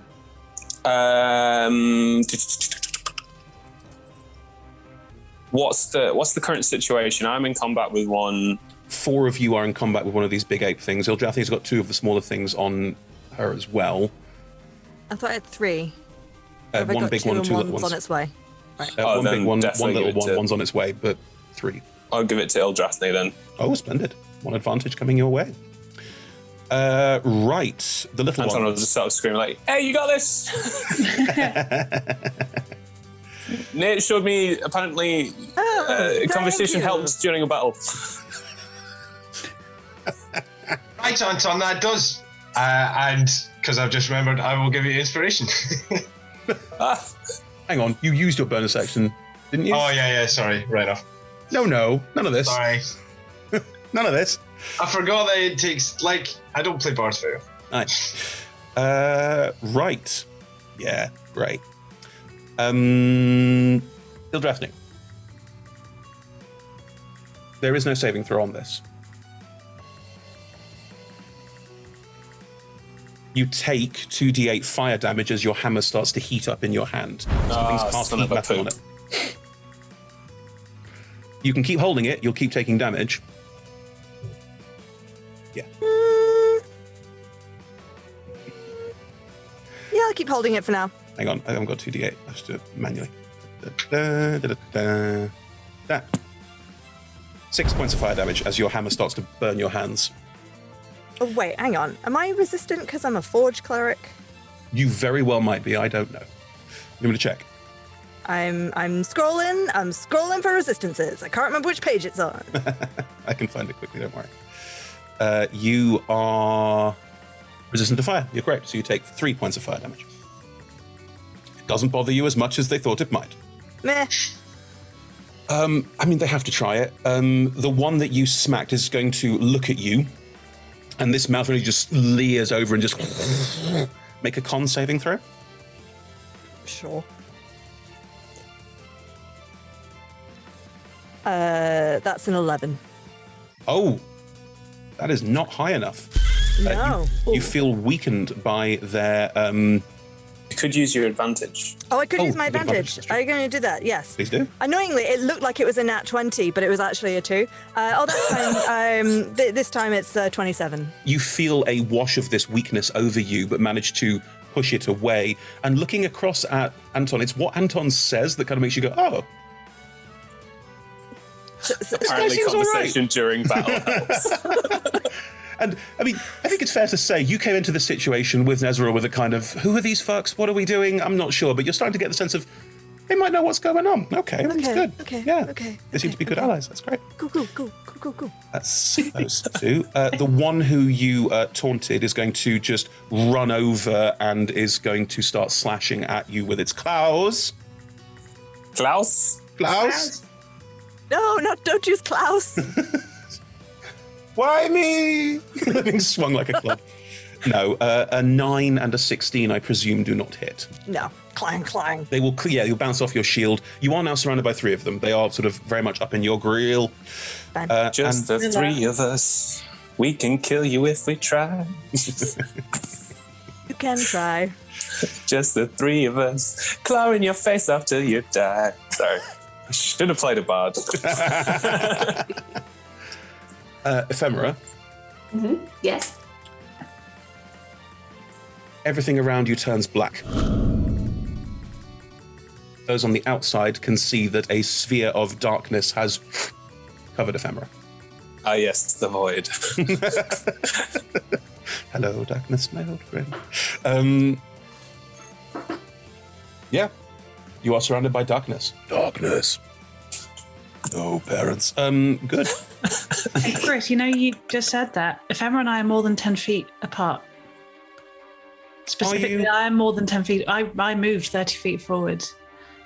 I said. Oh, no. I'm not going to be too stringent on this in a combat scenario. Okay, thanks. If you spend a lot of time away from each other for an extended period of time, the wand will start fucking with you.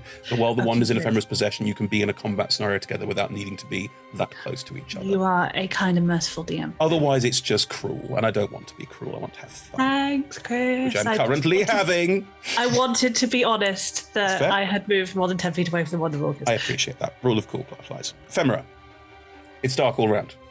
All around. Cool. Yeah. I will just be like, I was about to do something. And then I guess I'll try and dispel magic. Yeah. Or I could just walk out of it. Maybe. I don't know. It's all dark. I'll try and dispel magic. Okay, you cast Dispel Magic and the darkness goes out again, and one of these sinewy ones that was sneaking through it towards you just looks at you. Its plan very cleverly avoided. Okay, I think, well, I was going to activate my symbioticness black mold mode, but that's a full action, and I don't think I actually have any other things I can do as a bonus action, so I guess I'll just shillelagh and get ready. Okay. How does your staff look as you shillelagh it? So it's normally just normal wood with some moss growing up, but as I shillelagh it, it becomes more mossy and little growths come out, and little white heads, and it just becomes a bit more overgrown and abandoned, but hench. Gross. Okay. Good. Right. I love spores druids. They're gross. Yeah, they're cool. You swing your staff around, preparing to get into physical combat with this nasty. As you do, this horrible, multicolored lightning scatters through the sky again, and you can all see cresting over the camp. It's big, so there's no way you'd miss it. A gigantic demon, it's huge, so it's very big, is stomping its way up the path through the camp. It has this strange, almost corona of weird, different colored lightning that flashes into the sky occasionally, and it is stomping forward up the path, heading towards all of you with murderous intent. And that is where we're going to head to break. Well, fuck me. Thank you very much, everyone. We'll see you all in 5-10 minutes. Bye.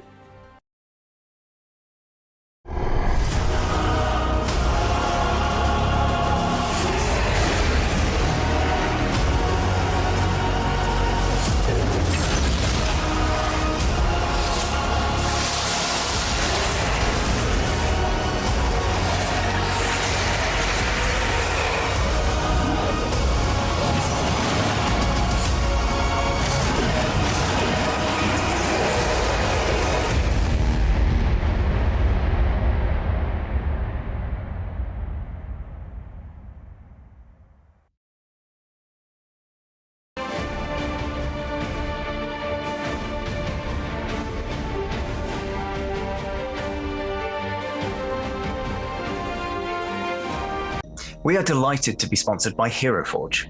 Hero Forge offers fully customizable tabletop minis with dozens of fantasy species and thousands of parts to choose from.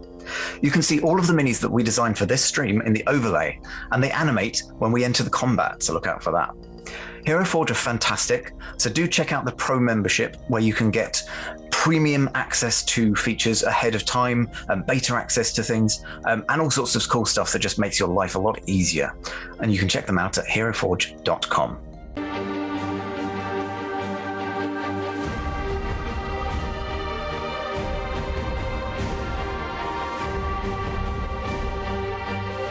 We are delighted to be sponsored by Ultra Pro. They make accessories for D&D, Magic the Gathering, and more. My favourite part of the collection are their figurines of adorable power. Here is their gazer.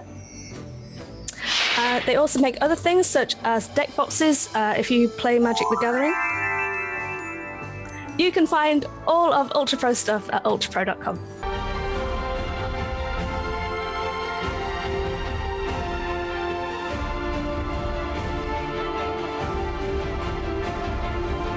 Hey friends, check out our new sponsor, Phoenix Dice, for a carefully curated menagerie of click-clack math rocks for your delectation.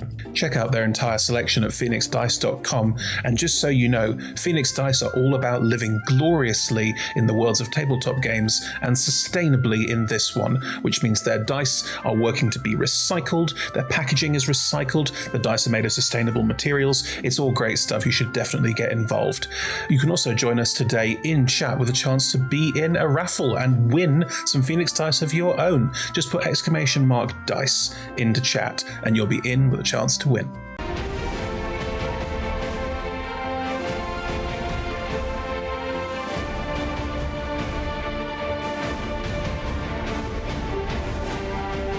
We are proud to be sponsored by Alchemy RPG. Reimagine your gaming experience with Alchemy.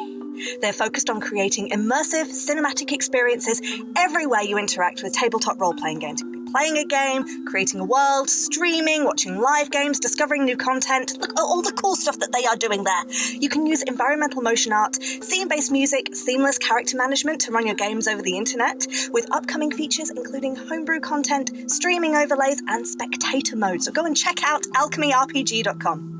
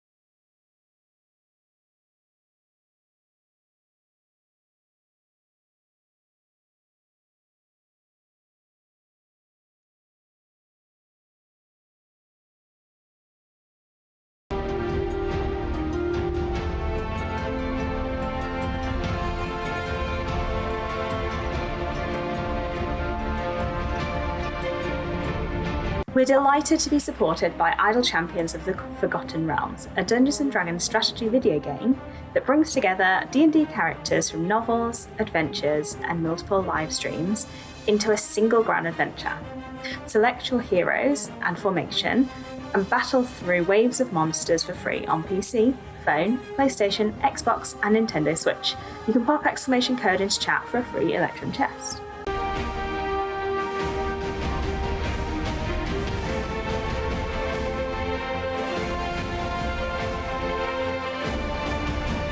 We're delighted to be supported by Neverwinter. In Neverwinter, explore and defend one of the most beautiful cities from Dungeons & Dragons' Forgotten Realms campaign setting as it rises from the ashes of destruction. Epic stories, action combat, and classic role-playing await those heroes courageous enough to enter the fantastic world of Neverwinter. Neverwinter is completely free to play, so set yourself up an account today and pop !NWGift into chat for a link to a free gift.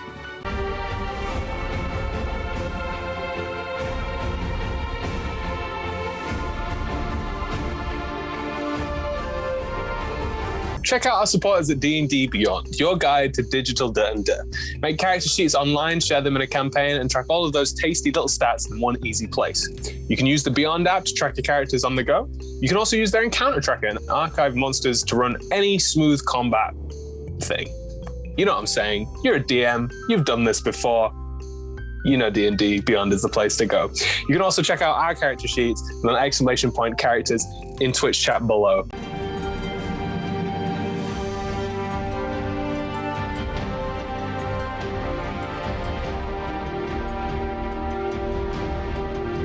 Check out our wonderful supporters Elderwood Academy, who make beautiful bespoke gaming-themed gear, including hex chest dice boxes, spellbook deck boxes disguised as bespoke ancient arcane tomes, and scroll and codex dice tower and rolling tray pairings.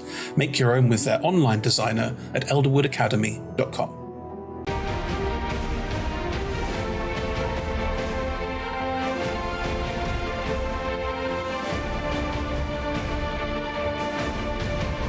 We are also supported by Warriors of Waterdeep. Take your team of warriors on a quest spanning the Forgotten Realms, all on your mobile.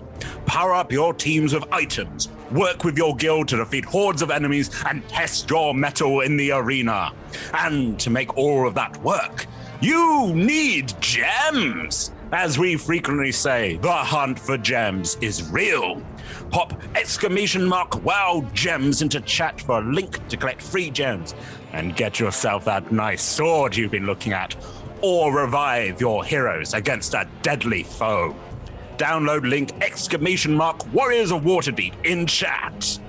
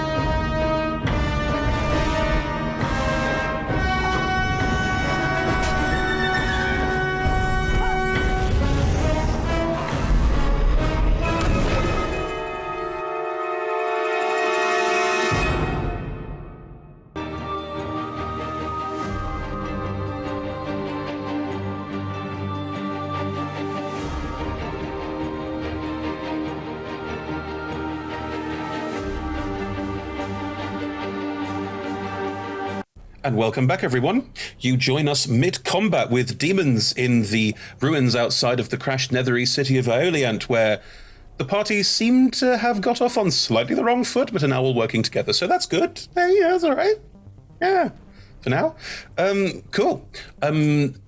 Without going into too much detail, all of you are currently engaged with various demons that have run up to you. Ildrathni, you have quite a few on you. Ava, you've got a couple. Anton, you've got one. There are things trying to attack you. There are things trying to cause a ruckus here, searching for the Wand of Orcus for some reason or another, which may or may not totally be in Ephemera's bag. And a very, very large, rather scary-looking one has just crested over the horizon and is stomping its way towards you as well. Anton, it is your turn. There's one of these rather large ape ones directly next to you. What would you like? And how many are within 30 foot of me? I would say that the one on you, the one on Ildrathni, the one on Ava, and the one on Nate. So all 4 of the big ones are within 30 feet of you because it's quite a close combat. And there's an Ildrathni's got like 3. Yeah, and of the little ones, 2 are on Ildrathni, 1 is on Ephemera, and 1 you can't see. So I would say that 7 of them are currently within 30 feet. Okay.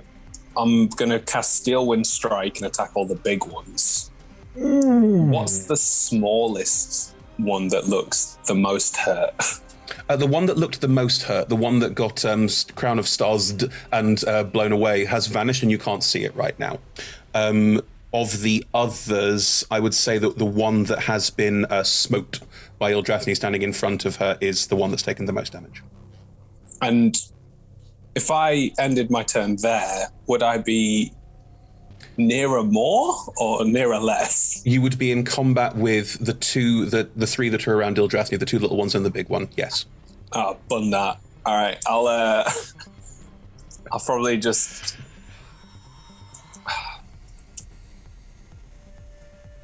Yeah, there's one next to Ephemera, isn't there? That's right, there is one that was trying to do a sneaky creep up behind and failed. That'll be where I'll end my turn. That is fine. It'll be 2 against 1. Sure. But otherwise... Describe Steel Wind Strike because it's a boss spell. It is it's the most anime spell in the world. Anton actually sheathes the sword for a second and takes like a nice deep breath. And then you see him go... and he sort of flitters out of existence as he appears next to each one of these big ones and then ends next to the small one. Each time you just hear the... Like you're doing, what's it called when you attack and put back into the scabbard? There's a word for it. Not a clue. I can't remember. But yeah. Anime as fuck. Yeah. I could look it up, I'm not going to. Right, so the one in front of you, the big one in front of everyone who's being attacked by a big one, and the little one by Ephemera all get slashed. So run with the attack rolls. Cool. So the first one is a 16. Hits. 27. Hits. 15. Hits. 19. Hits. And the small one? 18. All of them hit, yeah. Amazing. Okay, so it's 60 10s. Do you want to roll them separately, or do you want to do one roll for all of them? Separately, because let's be honest, it's probably a better chance of doing better. Mathematically, it's an interesting conversation, but you could roll one and then choose. That way you've got the best of both worlds mathematically. That's all right. I like putting myself through pain. All right, go for it. Okay, so that is 14 plus 10 is 24, plus 9 is 33, plus 4 is 37, plus 3 is 40. Thank you. 40 points of damage to the first. Suddenly, out of nowhere, the one in front of you just gets cut very deep. That is... and you vanish. 20, 31. Is that right? Oh, no, that's not right. Yes, it is. 31 to the next one. 31 to the next. That is... Ay. Which is gross, yes. 20... Yeah, 20... That makes sense. 21, 23 in total for the next one. 23, less good. 20, 34 for the next one. 34 for the next one, very good. 10, 20, 35 for the next one. Is there one more? No, that's it. 35. Oh, sweet. Yes. Yeah. And I appear next to the last one you just slashed. You can all see this sort of like very, very quick movement and hear this as the blade is pulled out of the scabbard very, very quickly. And all of the big ones stumble and look utterly bewildered. And you can all see they've got bleeding cuts over 3 or 4 different parts of their bodies where this strike has cut through. And standing in front of the last one, Anton, you rise up again. Do you want to pull the blade out of the scabbard again? I think he's just like stood there with his hand still on the handle, looks at Ephemera like, I think we should probably run. Because from your perspective, Ephemera's still just nobody. Great, good, amazing. You're not that stupid. Ephemera is holding a staff that appears to be very, very spongy. Like, this person may have more than you expected. Unless you're... Wait, are you dead? Good, Blaine, you turn that. Any bonus actions, I think? Extremely rude. You are dead. Not nice to just say it. That's true, yeah. Any bonus actions? That's a no. Thank you. Ava, you see all this happen, and the big one that's on you is looking injured. Like, all of them now look quite badly injured by this. Giant demon boy. Giant demon boy. How far away? 120 feet. How convenient. I know. How big are they? Are they big enough that like an AoE would just encompass them? Yes, they are dramatically large. Like, they... Dramatically? I would say they're like, if their big apes are like twice the height of Nate and like head and shoulders above you because you're quite a bit taller, the big one is another head and shoulders taller than that. Cool. But still not so much that like a 40-foot diameter sphere wouldn't hit some civilians. Roll me a perception check. Can I just use my passive, which is 19? No, because I'm using this roll to see how many people are there. Oh, okay, fair. That is 18. You can't see any other people around there. It looks like this part of the camp has been pretty much decimated. Cool. Then I am going to ignore giant ape screaming in my face because someone else can deal with that. Okay. Doobie. I had a plan, and then I can do more spells now, and I am... That's fine. You are high-level characters. Indecisive. You need to learn how your sheets work. It's not a problem. I don't think Yes, let's do Rowlathim's Psychic Lance. Very nice. So, beam of shimmering petrol weirdness. Sure. What kind of saving throw? You need to make an intelligence saving throw, DC 20. Is that because you're smart or because you're not smart? Oh. 25. Oh, that's really annoying, that is, Chris. I'm sorry. Did they roll a 25 or did they roll a 6?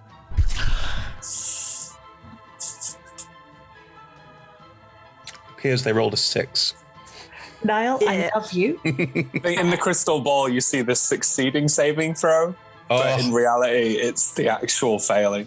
Oh, that's such a cool effect. You can just briefly see it, and anyone can see it looking into the crystal ball, yeah? Yeah. That's such a cool If they're looking at the...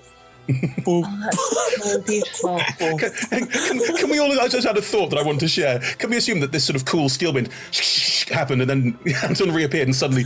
yeah, from the battlefield. To follow. I'm starting to think of it as like the screensaver. Yeah, it's literally the screensaver. It's like, and you're just waiting for it to hit the corner.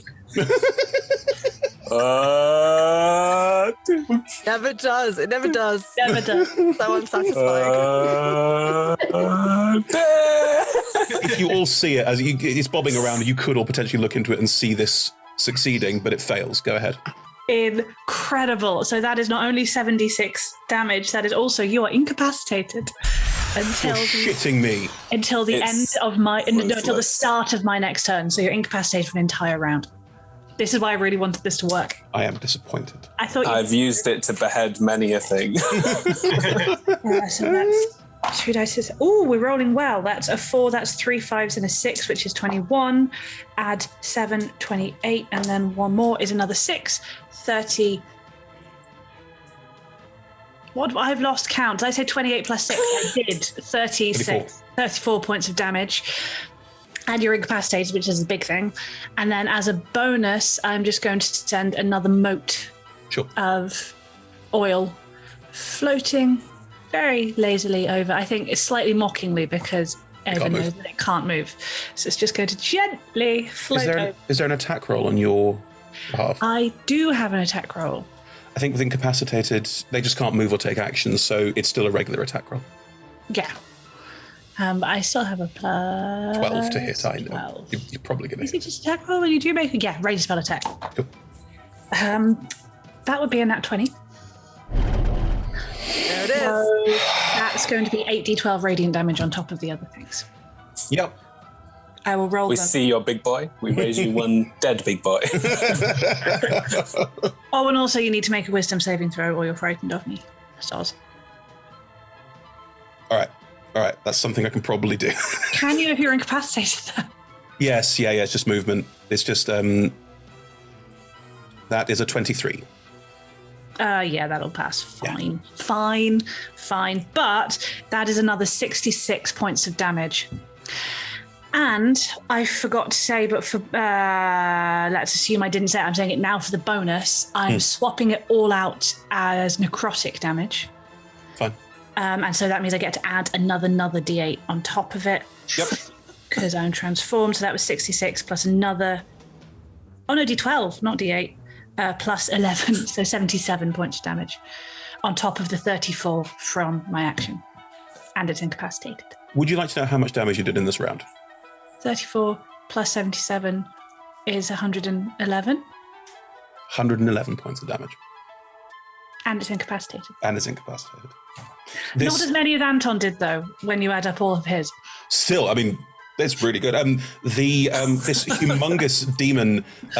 now that it's getting a bit closer, you can see it's got this almost like wild boar style face, but there are too many tusks and they come out at jagged angles and they also integrate. It looks awful. It's just standing there a good 100 feet away, just going, looking completely bamboozled by this assault that's just hit it. The Mortal Kombat finish. Ava says, Right, well, that's not a problem anymore. Nate. Sorry, Ava, do you want to move? You would get a tax opportunity if you did. no, I'll stay put. Yeah, go ahead.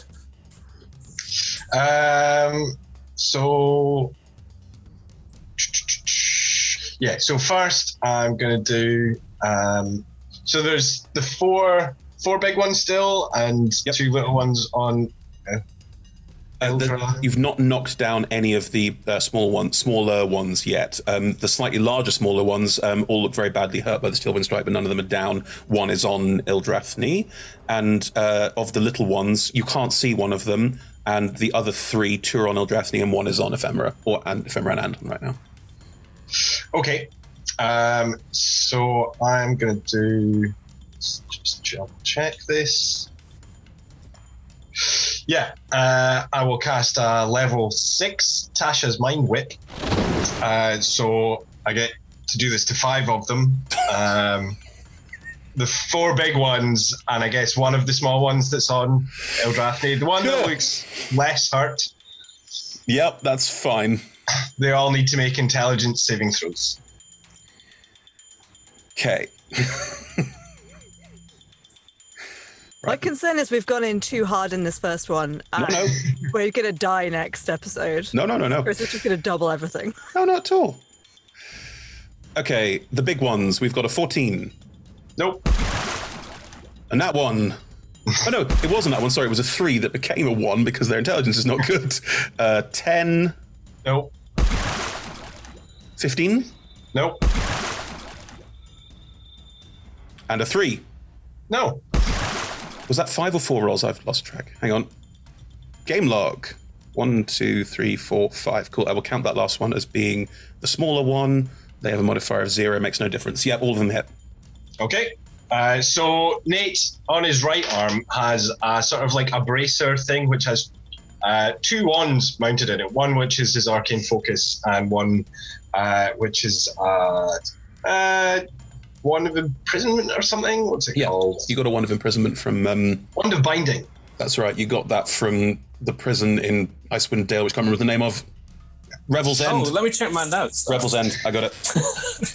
So yeah, it's a sort of leather arm bracer and glove that allows him to use the wands. And so from the kind of middle of the palm of the glove, he sort of holds his hand up in the air. Yep. And 5 whips of light flick out and sort of wrap around the heads of each of these creatures. And he just sort of crouches down and like tugs at it, and it all like flicks out, and there's like a sort of astral version, ethereal type thing of each of them.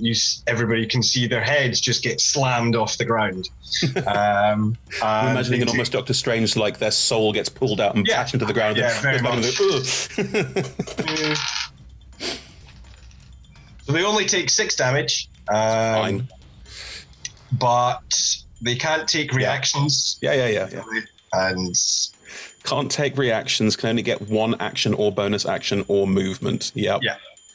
I'm fully fucking aware. Good, right. And as my bonus action, I'm going to... so after doing that, Nate turns to the one that's kind of right in front of him, and his tentacle arm, he like shoves it, and it almost like stretches a bit and like goes into the ground at his feet, and then right in front of him, a 10-foot tall version of tentacle comes out of the ground, and I make a spell attack against. Well, you were right that yours is more anime, but this is definitely more different kind of Japanese card.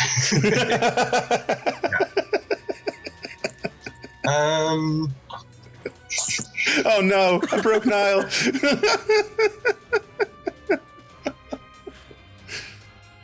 Oh, there we I was restraining myself from saying I've seen enough hentai to see where this is going. So that's an 18 to hit. Yeah, it's. So that's only. I mean, it's only 3 cold damage. But... How do you kill it?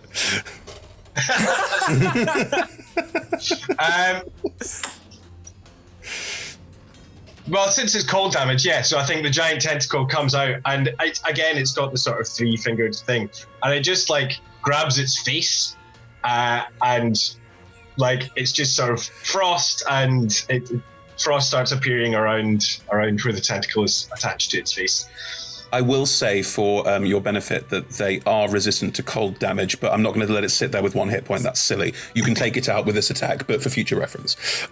You grab hold of it and just freeze it. And I think parts of it freeze, and it does sort of do that horrible slight like frozen collapse in around the face area. So the body's still sort of standing, but a lot of its head and neck area is frozen and gone. Cool. Gross. Good This lord. was the smallest spell. This was like the smallest spellcaster demons, wasn't it? No, that's one of the big 8 ones. Oh, the big 8 one was resistant. The demons are resistant to cold damage. Just a fair thing I'll give to all of you that most of you would know anyway. Okay. Oh, sorry. Sorry, just quickly then, if that's me not engaged with anything. They can't take reactions right now, mate. Oh, yeah, of course. Yeah, okay, never mind. I was going to move back a bit and make sure I'm further away from things, but I won't. No, you're fine. Totally fine. Ildrathni. Cool. So, how far? Are there any other commoners nearby anymore? Are they all gone? It's been 2 rounds, and the big one has appeared on the horizon. I'd say if there were any commoners here, they have long fled. I think if you look around, you can see that Captain Ormar and some other people in Lord's Alliance livery are sort of in the background going, quick, this way, and getting people out of the situation, letting this happen. They're protecting the people around there. There are a couple other guards that look like they're about to run into the fray. That was before the last round happened, and they all went and just walked back to try and help out with making sure that people are safe. Fine, good. Okay, seeing everything on that front is under control. Oh, yeah. They're going to swing the big hammer down, slam it into the ground, and cast Spirit Guardians at 5th level. Yep. Okay. That's 5d8. Wisdom saves on their turn, or they take it, right? Yes, that's correct. Wait for their turn. Is it what? Wait for their turn, because you might take some of these out with your attacks this round if you use any. Actually, this is an action, you can't. But yeah, I only have 1 attack, and there's 3 of them around me. but... No, that's fine. I'm just trying to work out if you want to, because you potentially move and not waste it on these three. We'll see. You cast it, you are surrounded. What do your spirit guardians look like? Well, as long as I maintain concentration, it follows me around, right? Exactly, so, yeah. So it's... it is like, and I feel like I shouldn't be ripping off another video game, but it's it's the Diablo, the hammers, the spectral hammers, like spinning around. See, if you'd said to me which of Nat's characters is going to rip off the Diablo Barbarian, I wouldn't have said this one, so that's good. It's not the Barbarian, it's not the Paladin. The Paladin is what it was in Diablo 2. They're paladins. They can call themselves different names. Holy Knights. Yeah, they're paladins. They can call themselves not paladins, they're paladins. Yeah. Okay. Cool, so you're surrounded by a wall of hammers. I will say this for your benefit. This is what I was talking about. It's a 15-foot radius, yes? I pushed the button, and now I can't look at the spell. Hang on. Okay. Yes, 15 feet. Around you. Yeah. Yeah. What I was saying is, I think because it's a 15-foot radius, there's 3 around you. 2 of the little ones, 1 of the big ones. When Nate did his mind whip, he hit 1 of the little ones around you and the big one. So if you step away from the little one, you could move this aura to also catch the big one that is currently fighting Ava, and potentially also the one that Anton was fighting, because you're all quite close together. So I reckon if you step back a little bit, you take 1 attack of opportunity, but in return you'd hit all of them on their turns. That was my hope. Cool. That was my intention. Then I will do the 1 attack of opportunity and we're good to go. Come on, hit something. Anything. 18? No. Come on now. Less. What is your AC? 21. Amazing. It's good. It's very good. In which case, if you step back a couple of steps, basically, to just let your hammers go to work, it is their turn next. So the 3 big ones that are left, the one on Ava, the one that was on Anton, but Anton's gone, and the one that was on you, and the 2 little ones that were on you as well, will all take hammer damage. Mm-hmm. Did you roll the damage, or do you want to re-roll it? Because I did. No, it's all right. Yeah, they all take 17. Now, in my mind, this is comic, but I don't want to detract from your cool ability. So how are the hammers impacting people? It could be comic. No, it's like, and every time they hit something, it is like you hear the noise of a hammer hitting an anvil. So it's like clang, clang, clang, clang, clang. Sound designers, there's your challenge. Cool, right. Yeah. It's hammer time. It's hammer time. That's what should have been screamed out, the verbal component. You are standing in the midst of all of these, and they are all being bashed around the head by hammers and looking rather quite badly damaged and quite upset. But they're demons and they give no fucks. That's what the shirt says. Oh, no. For context, sorry. Demons tend to attack until they die. They have no interest in staying alive, and when they die, their souls return to the abyss, and they're fine. They're not bothered by this at all. It's more they failed in their mission, which also, they're not that loyal. They don't care. This is just how much damage can I do? How much damage can I do to the world before I'm forced to return? But also, it would be a good shirt. It would also be a good shirt, no question, yeah. So Orcus, just... We're demons, we don't give a fuck.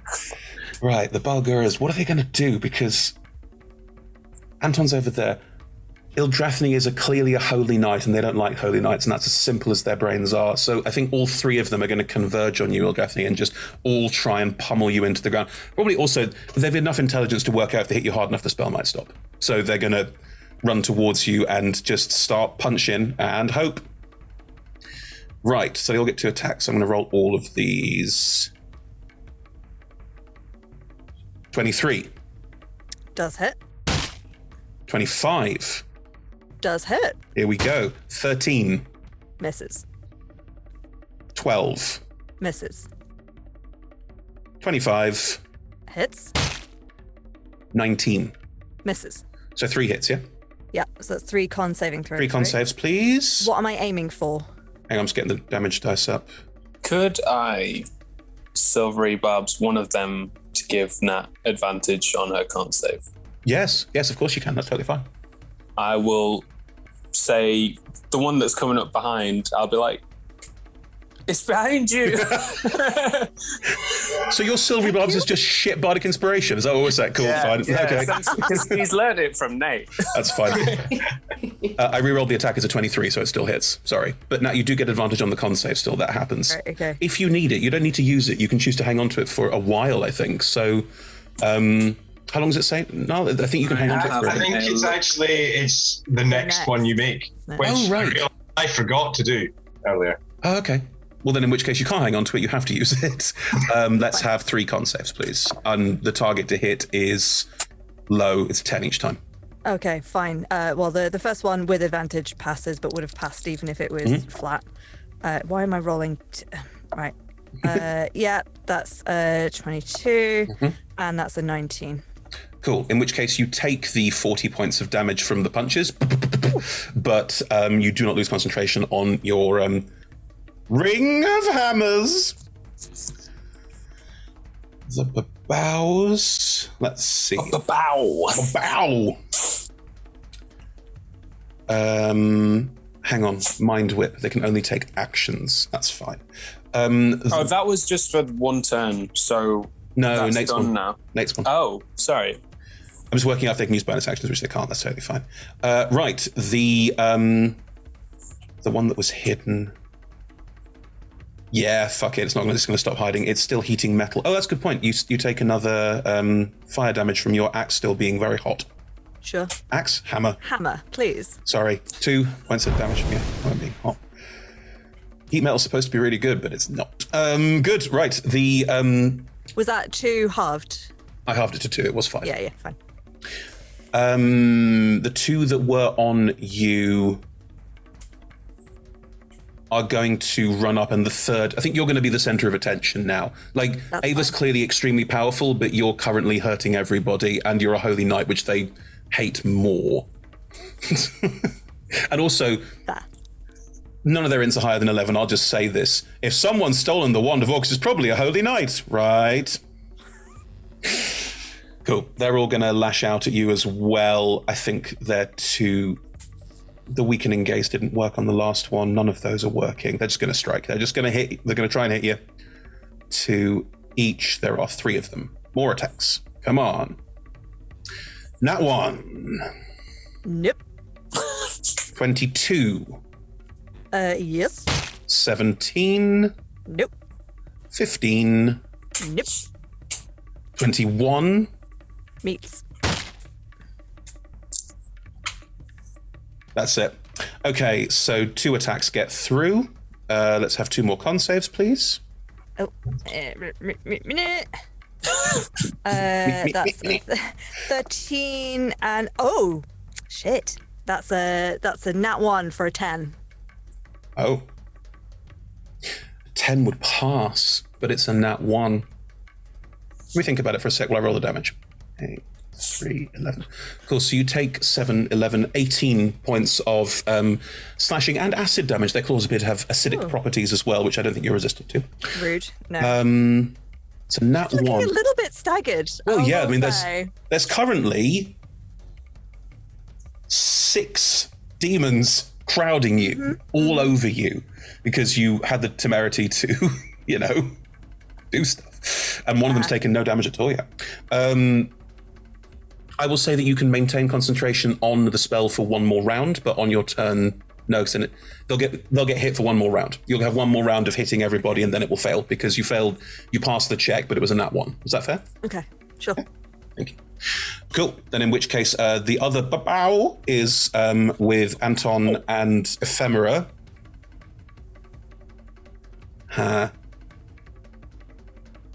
It's going to look at the 2 of you and, yeah, this is good. The mouth is going to flare open as it leans forward and shrieks at both of you. It shrieks in Infernal. Anton, you don't speak Infernal. Ephemera, what it says is, "Give us the wand!" And it's sort of like flailing around wildly. Can you both make me a wisdom saving throw, please? Okay.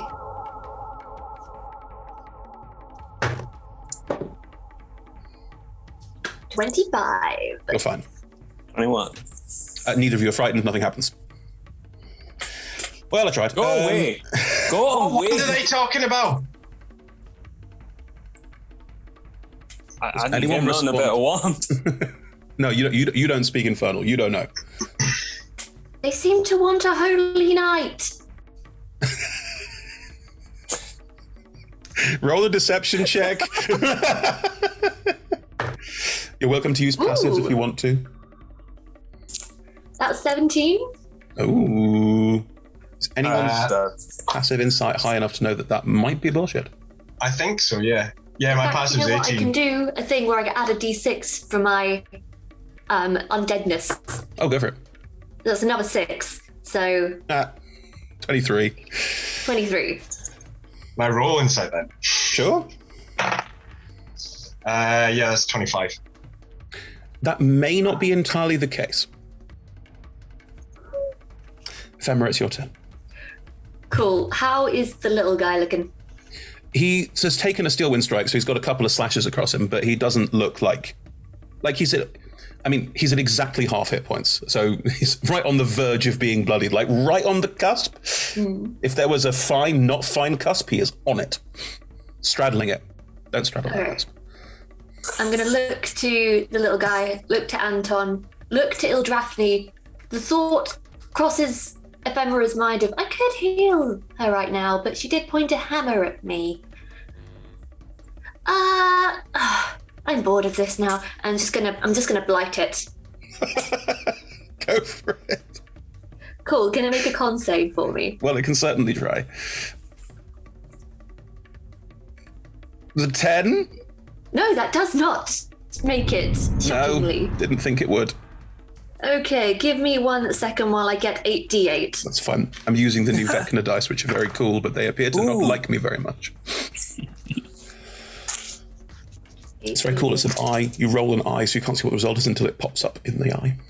Oh, creepy. It's very stylish, and the sound effects are very cool, but they don't like me. Wonder why. 3, 34, 35, 36, 37, 38, 39, 40, 41, 42, 43, 44, 45, 46. It's dead. How would you like it to die? So what happens for Blight is I kind of step forward and call out to my mycelium network, and from the floor upwards, just this little kind of cobwebby kind of mold comes up and engulfs it and just kind of sucks the moisture and the life right from it, turning it black before it dissolves. I think there's a vague sort of shriek, like a condensed shriek as it sort of paper thins and then just completely collapses in on itself. Dead. Who should run again?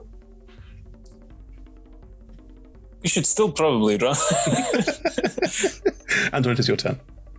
Right. Big boy's incapacitated. The little ones have all clustered around Ildrathni.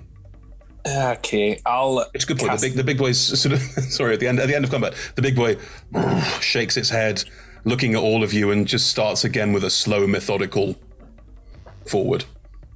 All right, I'm gonna try and help Ildrathni and cast Wither and Bloom. Ooh, nice. I think I'll cast it at 4th level. Do you want to describe what that looks like and how it flavors? I think this is another one he's kind of learned from talking to Nate, because it is a bit more druidy. Yeah, and Anton sort of mimics Nate's hand on the ground thing, but instead of like his arm going through the ground, it's just that's new. That's just with this tentacle. It's just like vines and roots start to grow from Anton, working their way up to all the demons within a 10-foot area. That's all of them. They're literally swarming Ildrathni. Sweet. Well, can they all make a Constitution saving throw? They need to be a DC of 18. They can certainly try. Roots start to like grow out and like go into their feet rather than anything else. Of the big boys, 2 pass. Because of very different con saves. Of the little ones, what's your DC? 18? 18. Yeah, all 3 of the little ones failed. So 2 of the big ones pass, but one of them fails, and all 3 little ones fail. Cool. So I'm casting at 4th level. That's fine. So So that means you can use 4 hit die to regain health. There you go. How does that... plus my spellcasting ability modifier, which is 5. I would say that Ephemera is looking very impressed right now. I mean, so it's like... Oh, yeah. So it's basically a hit die plus my intelligence modifier, which is 5. Oh wait, plus my spellcasting ability modifier, which would be plus 5. 8. Isn't it not plus? Oh yeah, Spellcasting ability modifier is just your modifier, so it's plus 5. Yeah. So now you can roll 4 of your hit dice and add 5, and then you can heal all of those. It's 5 for each one, though, isn't it? Like a con thing. Interesting. I have no idea whether In Bloom is new. Let me have a look. Let's do it properly. Yeah. You roll the hit die and regain a number of hit points equal to the roll plus your spell ability modifier. No, that's the roll. That's all of them. When you're using hit dice on a short rest, you can add it to each hit dice. But fair enough then. So now it's just the 4 of your hit dice plus 5. Great, that's 25 total. So Brilliant. So the vines wrap around all of the demons and like squeeze the life out of them. And then how is that affecting Eldrathne? Like flowers literally bloom from underneath, like life literally starts to bloom from underneath Eldrathne, and then like a small, almost like pollen being like released from all the flowers sort of like goes around, but it's just so slight. That's cool. You wouldn't notice. Nice. Damage wise. Yeah, do the ones who pass take half? Yes. Cool. It's necrotic damage, and it was 19. Oh boy. Okay. Half of 19 is 9. So one of the big apes just dies from this. So how do the vines crush the life out of it? I think it is that. I think they just like almost like go through the veins, and then it just draws all the life out, and they kind of like seep into the ground, almost being taken by the ground to provide for the nutrients for the soil. For Eldrathne, yeah. The little ones all look, all take this and look pretty bad. One of them hasn't taken much damage yet and just looks a bit scared, frankly. One of the apes is gone, and the other 2 look really badly hurt now. Movement, bonus action? We've got none near us, do we? Near you in Ephemera, no. So Anton's just going to start moving backwards a little bit. just away from that big one. Just like a nice little hopscotch backwards. Certainly not that hot anymore. Ava. There's nothing wrong with being, self-serving. It's not hot, mate. All the little ones seem to be under control. Yeah, largely. Yeah, Eldrathne is a bit surrounded, but pointed a hammer at Ephemera. Do I care? You see, now what happens is you make your bed, and then everyone else forces you to lie in it. It's fine. It's the guava juice all over again. that one has. I think I would like to pop out my wings as now a free action because we squished things. Yes. And a combination of a warlock thing and a racial thing because we tweaked some stuff. We can talk about the rules another time. Radiant Soul Azamar and a Levitate Warlock Invocation. That's it. Yeah. Fly speed. Yes, my beautiful kind of bat wings. Well, and I would like to fly up, not to like within grabbing range. I'm not stupid, but towards Big Demon Boy, just to kind of draw some attention away from the shiny perfect one taking all the hits. Mm-hmm. Not because I want to help her. Sure. Because it seems tactically sensible. And then we'll obviously do the thing again as a bonus action. I don't have the Wand of Orcus at the moment. I mean, what? I never had the Wand of Orcus. I think it might actually be smartest at the moment, given it's intelligent, to just fire 3 Eldritch Blasts at it. Using your it's a bonus action to use your I'm not, so yeah, just 3, not 6. Gotcha. Roll those 4 attack rolls. See how many nat 20s we get. On the Eldritch Blasts, it was 2 19s and a 13, so the lowest of those is a 25. All of those hit. And then, what was it on the? It's another plus 12, isn't it? No nat 20s, but that was still a 29. All of them hit. Yeah. Disappointing. 4 dice and no nat 20s. What is wrong with me? I know. Terrible. You've stolen your luck. We talked about this earlier. It happened during a home game yesterday. Just that's how quickly it goes. It hasn't gone. Stop it. How dare you? Right, I'm going to swap out the circle of stars as necrotic damage to get an extra d12. No problem. So that is 5d12. You were saying, Chris? I rolled 3 and they're all 12s. And then Karma, I suppose. I don't know. and then another 2. It's another 12 and then an 8. So that's 48, 56. 6. Yeah, fine. It's my bonus action. And then the 3 Eldritch Blasts are 3d10 plus 5. God. My God. Less insane. That's 2 6s and a 1. So 13 plus 15, 28. So a total 56 plus 28, 84 points of damage. Yep. You blast away at this big one that again looks like it's now moving again, but it looks angry and it looks frustrated, and also it looks quite badly hurt. You've done a significant amount of damage to it. Please, could you take a wisdom saving throw? Of course. I doubt it will be, but you know. I have advantage on them anyway because of magic resistance. 25. Yeah, that's not afraid of me, but hopefully it is sufficiently annoyed by me to not hit Ildrathni. No, it's going to go for you. I'm just going to give you that from me. It's going to go for you. You did a lot of damage to it, and it's crossed. But why? It's not like you incapacitated it. Or, I don't know. I did nothing. You know. Did nothing. Nate. How far away is the big one currently? 120 feet. Okay. How far away is Ildrathni and all the ones that are on? About 20 feet from you, not far from you. You've been skirting around that whole area. Cool. Then there are 5 left. One of them's barely taken any damage. But now I will move my tentacle as my bonus action. I will move my tentacle over. How do you move? You sort of like, do you like leave your arm in the ground, just and it just? Yeah. So I think my arm is now sort of in the ground. Yep. In a way, but I'm also able to, like move around, and it just sort of drags around. But then the tentacle is with it. Yeah, kind of. But then the tentacle can actually move quite independently of that. It's tentacles everywhere now. It gets over and it just takes an attack at the weakest looking, most hurt of those. One of the Bargura looks terrible. It's the big ape ones. Cool, go for that. So that's a dirty 20 to hit. Hits, yeah. And does a whole 5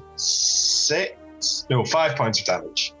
Halved to 2, which is its current hit points. How does another frozen face, or is this going for? Yeah, I think no. It's probably come up behind this one, so it's kind of just.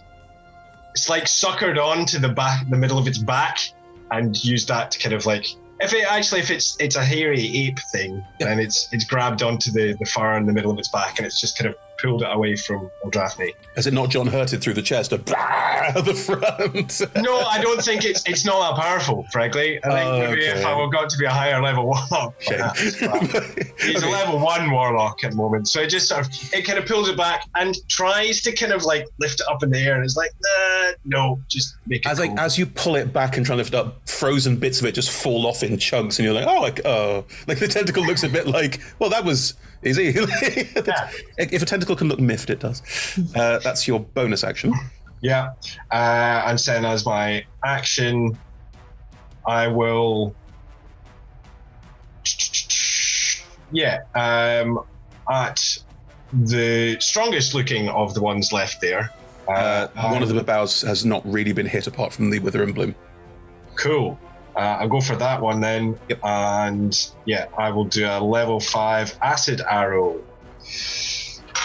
Insult 2 and 3. Okay. So that's a 26 to hit. Absolutely hits, yes. So this the round, or my turn, it takes 18 points of damage. It screeches as it gets absolutely coated in acid and just starts flailing wildly at the bits of it that are acid coated. And it'll take some more acid damage at the end of its next turn. It can use an action to remove the acid, right?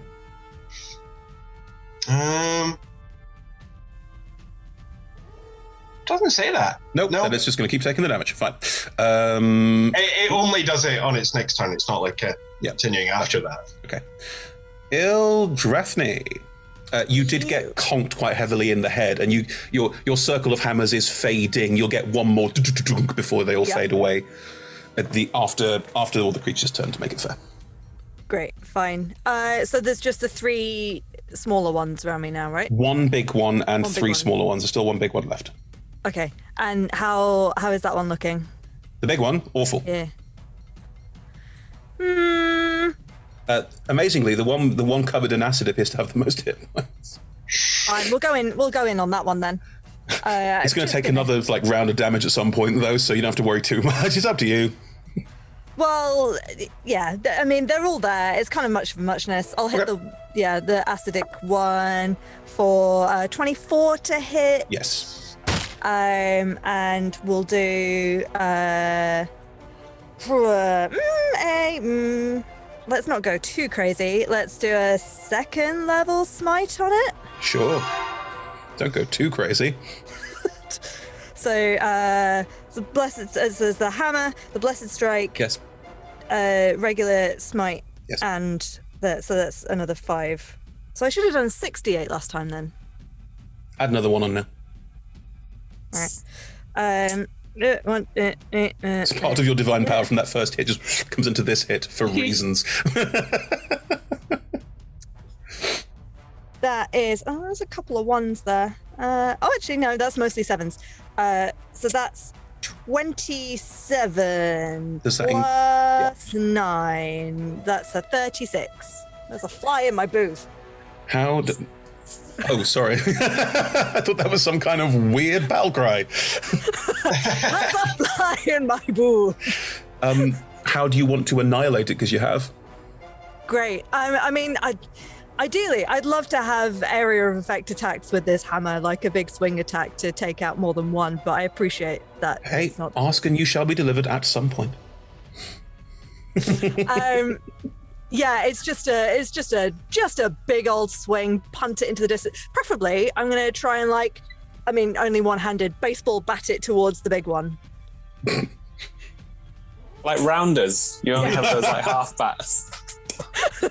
So you basically whoop, whoop, and your hammer glows with radiant light, and it just goes flying back. You can't punt it 120 feet, but I will say the big one's just there, and suddenly in the distance.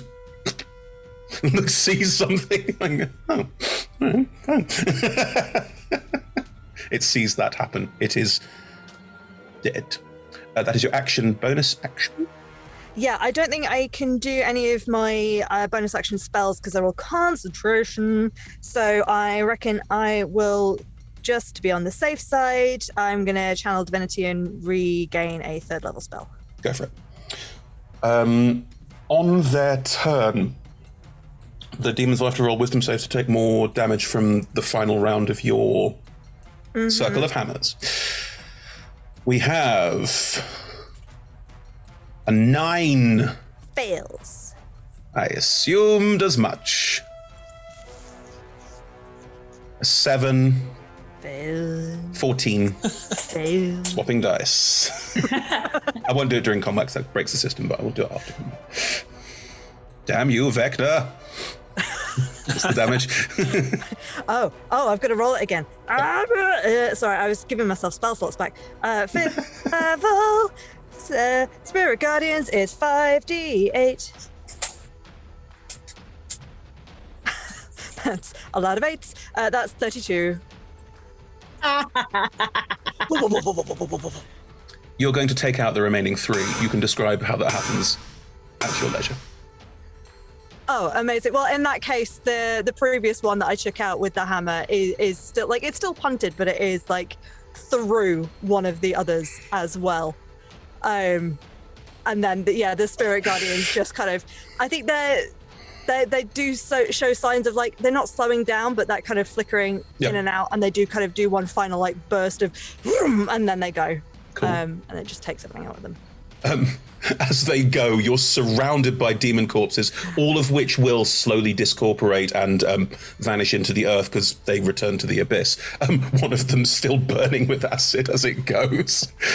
The Nalfeshni finally gets a turn in actions. Now, this is canon. I love that this is canon about Nalfeshni, and I'm going to keep it. Ava, it starts to fly. From your perspective, you can't see how it's flying. It will then teleport and reappear right in front of you. You can see on its back it's got tiny little wings, like a little fairy. Nalfeshnis have those. I don't know why. It's amazing. Incredible. It has multi-attack. It's going to appear in front of you and just snarl in infernal, "We'll be back for the wand," and will try and chomp down on you with this massive, too many tusk-clawed mouth thing. I love how it knows it lost. Oh, demons don't care. Come on now. There's just a lot to be said about that, you know? Still playing the game even though you know you've lost. That's a real sportsman. That is a 20 non-natural, because I can't roll well today. It hits. It's only 18 with mage armor and the Wand of Orcus. I'm not wearing armor, I'm a warlock. It's 5d10 plus 5, right? So it's quite chunky. I rolled 18. That's adorable. Okay. It chomps down on you and you're like, it hurts. It's real bad. Well, Chris, would you like to know something that I think you'll love? Yeah, I know. Still in temporary hit points. I know. I'm well aware. You are the tankiest warlock of them all. It makes me so happy, and I love gloating. I'm very sorry. I know I will pay for it later. How do your temporary hit points get taken before your real ones? Is there some sort of visual effect that it's not even really hurting you? Well, they're attached to my form of dread.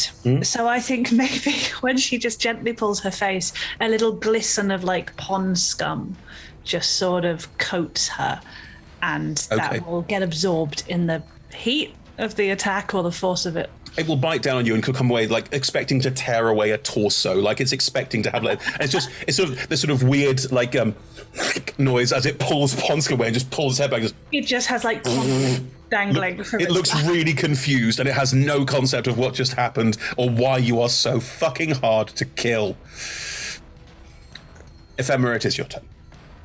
Okay. What attack? Is I use it's multi-attack. I had to use a part of my multi-attack teleport. Is there just that one left? Yeah. How far away are they? About 40 feet up in the air because Ephemera flew and you're slightly at an angle. Cool. I'm taking out the wand. Are you sure you're doing that?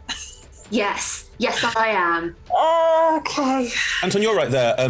Ephemera reaches into... Just slowly moving back and then like, what? No, Right, Ephemera, you reach into Petunia. Roll for reaching into Petunia. Oh, yep. What do I roll for this? I can't remember. I can't remember either, but you chose him a bag of devouring, so... I did. And she loves me. There's a small chance I'll eat you every time. Oh, yeah, strength. Okay, cool. Oh, I'm bad at strength.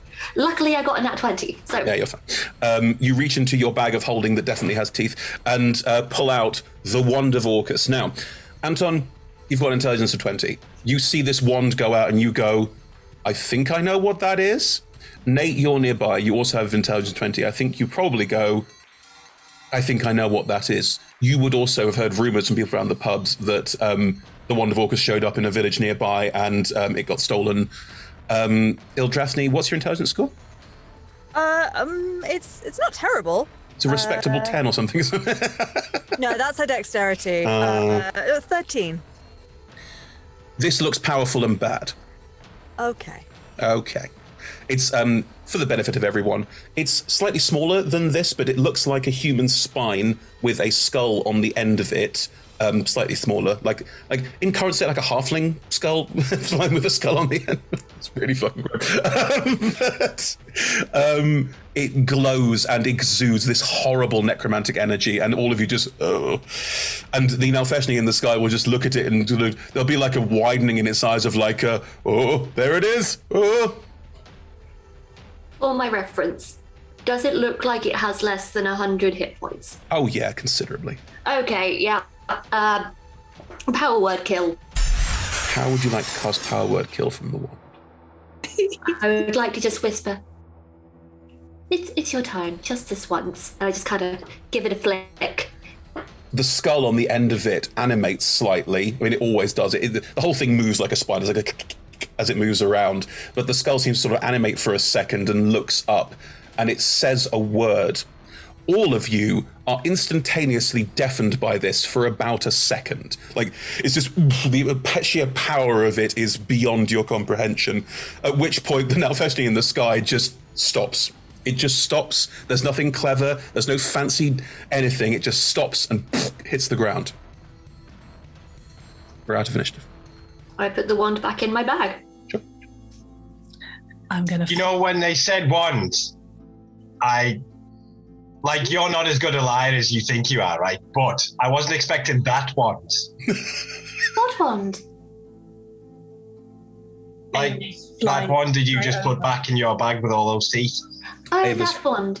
Ava, are you okay? It looked like it was going to eat you. One track mind. It really wasn't at all, but it was lovely of you to pull out that toy of yours and, pretend to help me, dear. Yes. Anton's what are you talking about? That's one of the most powerful ones I've ever seen in my life. She's a bad liar. You're even worse, right? I mean, Ava is a spectacular liar.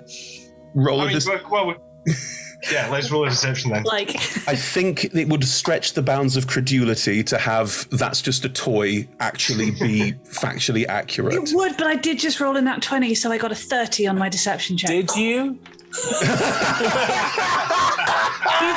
You've used your 6 already. Yeah, but I was 17. Okay, then I rolled a 27 on my deception check. I think even with a deception check, because it would be so patently, like, this is a patent lie, you are allowed to make people believe that this might not be as simple as all that, like you have a powerful artifact and that's it, but you can't pretend that you don't have it. That would be a bridge too far.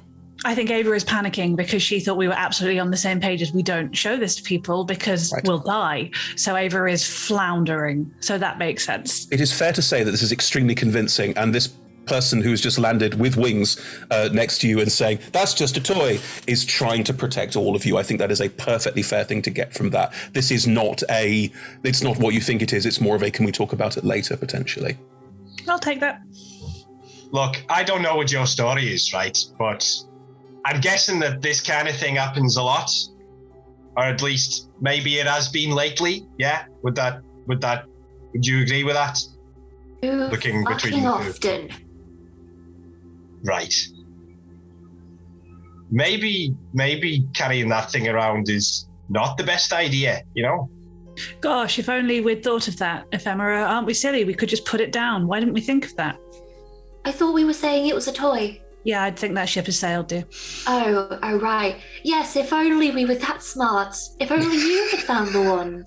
If I found the wand, I wouldn't have picked it up. Oh, well, that would have gone super well as well. I think by that point, then, Orcus would be here and Golden Fields would be destroyed. Why didn't we do that instead, Ephemera? Okay, maybe I would have picked it up. Like I said, you've got a story, I guess. I mean, let me feel get free this straight. They're not here for the city. They're here for you. Not specifically. Unless... like by proxy, kind of. Well, unless this fish person would like to continue just telling us what we should do, we can just continue that if you're having fun. Well, I mean, you can fucking leave as well, I don't really mind. That sounds exactly are you here? I mean, Ephemera, I think this is our cue to leave, shall we? Hold on, just 1 second, please. Look, I don't know how you got the wand of Orcus, but you seem to be fully aware of how dangerous it is. Nate's making some good points, and so are you. But like, I mean, if you want to be rid of it, we might be able to help you. But if you don't, then more demons are going to come, and I'd rather not be around you. You know. Feelings mutual. I wouldn't mind having a look at it and seeing if we can find out a way to maybe, I don't know, contain it. I mean, Ephemera, I don't know how you feel, but I think currently our plan is to just leave. I don't know why I would or Ephemera would hand it to you. Who are you? Not inspiring a lot of trust. No, any of you. You all want to talk. You came to our home, as such as it is, looking at all the tents, and you've got a few fires in tow with you. We were never claiming to inspire trust. You're the ones who've swanned in, insisted that you can give us lots of well-meaning advice we clearly never have thought of ourselves, and are now asking to hold an incredibly dangerous weapon. I'm not asking to hold it. You keep hold of it if you want. Why don't we But if you don't want to... You implied that you would like to just put it down. Did I? Eldred, you cut across them. Yes. Why don't we just take a moment and backpedal? You never answered the question of why you're here. No, we didn't, did we, Ephemera? Funny that. How strange. If you're here for good reason, which means you're after something. Perhaps we can help. If it's merely to do with the wand, you suggest you're perhaps somewhat attached to it. There may be people here that know how to help you with that. But you have to tell us. Ephemera, look, it's another person telling us what we're doing, what our intentions are, and what we must do. Isn't that? We're not telling you. We're asking. Fucking hell. Ava. Maybe we know a place where if you put that wand, it wouldn't be able to be taken out. I know somewhere they could put the wand. Anyway, are there dead people about? Okay. 1 sec. Ephemera, what were you saying? I like to speak telepathically into Ava's head. Yeah. Private conversation. Totally fine. Ava, I'm tired. These guys, they're not trustworthy, but we need someone else to help. We can't sustain this forever. See, I agree with you. And if any of them were less sanctimonious assholes, I'd be taking them up on it. But them coming around and making demands and say they know better than us makes me want to find help elsewhere. They stood around and killed a few small things. We took down the big thing, and now they're still acting like they're better than us. I have no interest in this relationship. I think we should give them a chance, a singular chance. And if they continue to be sanctimonious assholes and tell us what to do, then we go. We just leave. But we give them a day. No one sees the wand. No one touches the wand. Agreed. Okay. I'm not giving them a day, I'm giving them a chance. Okay. If that's what you, and for the record, they do not deserve it and I do not want to. But if you want to give them a chance, we give them a chance. But if they blow it, we're leaving. And I'm not promising not to kill them on the way out. I've had enough. Promise. It's a psychic pinky promise. Psychic pinky promise. No, it's a real pinky promise. I literally just hold on. We've had a silent conversation and then just... I was going to say, I feel like they are just looking at each other quietly for a long time. Well, it felt like there was a moment there for them to talk it through.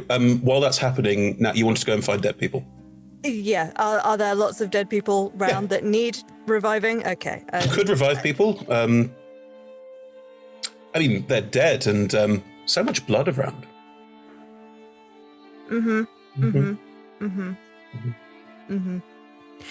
She's probably turned to just get away. She was going to suggest that she might have been able to help with the being cursed situation, but these people clearly don't want anyone's help. No, clearly. So she's going to turn around and look at the people that she can help, and see all the blood.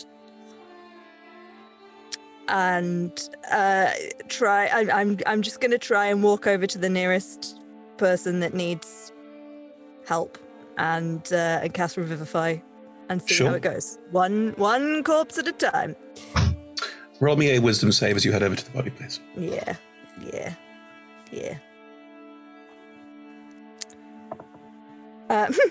That's 28. You resist the urge to do anything more than try and revive them. Yeah. What does your Revivify look like? I think she kneels down. Wait, do I have to be? Is this a? This is a touch, yeah. Kneels down next to the body, hand on the forehead, and it's like a ripple of flame goes across, and any of the like obvious gash wounds. The word has gone from my head. Bruises?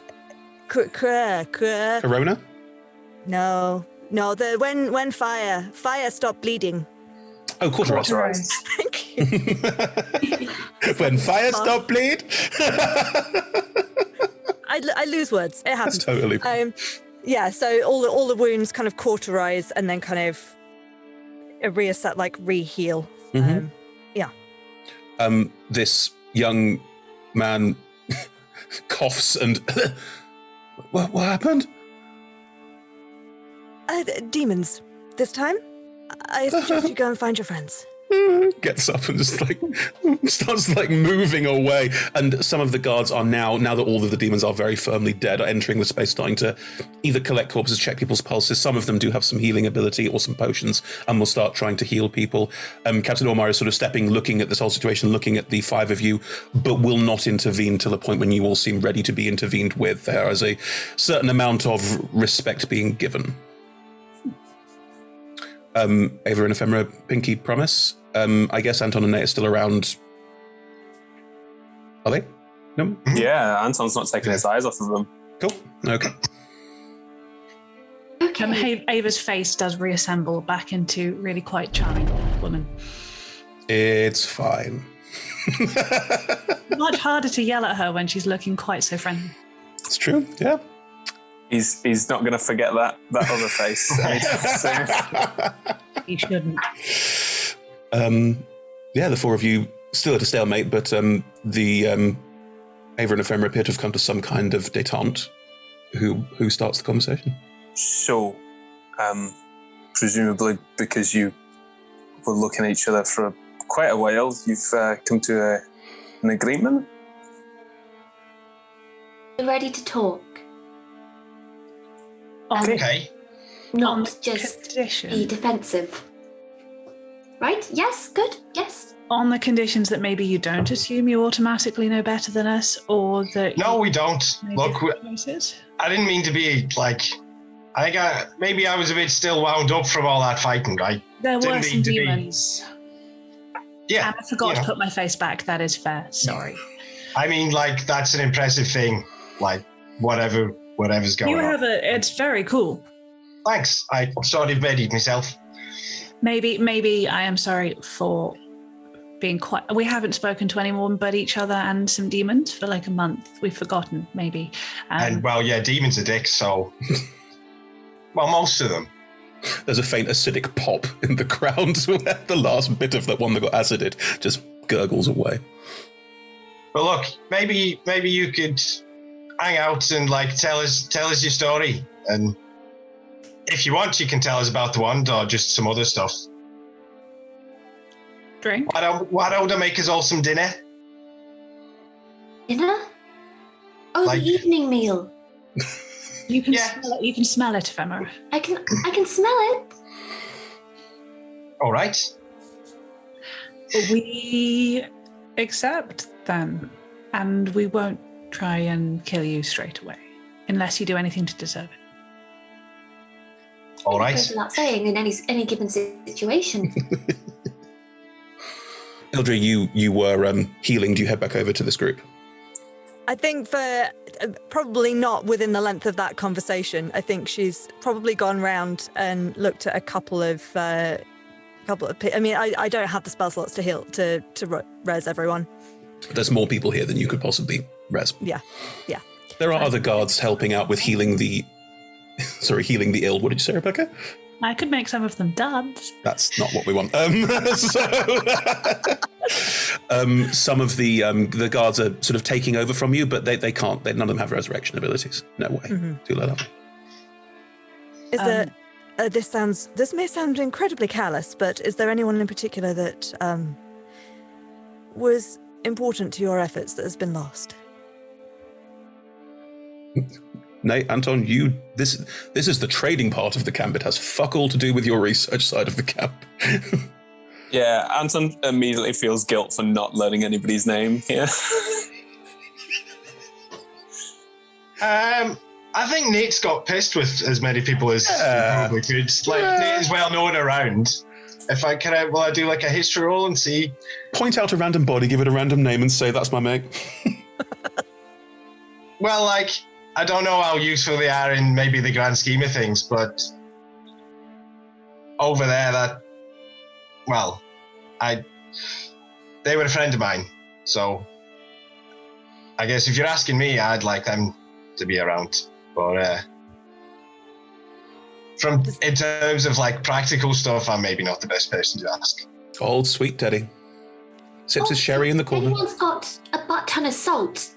I can put them in a cauldron. To what end? To make soup. So, Eddie, where is it? It takes a day. You're going to sit here for a day with your cauldron, are you? I could. Yeah, Trying to make friends. that's fair. I have what is known as a cauldron of rebirth. Oh, interesting. I would like to find out more about this. A cauldron of rebirth. Oh yeah, where'd you get that?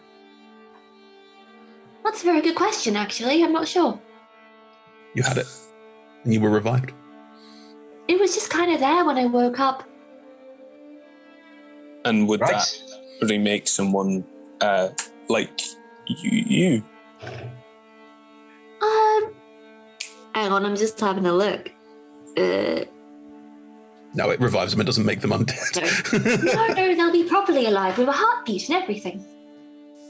You're properly alive, Ephemera. I am.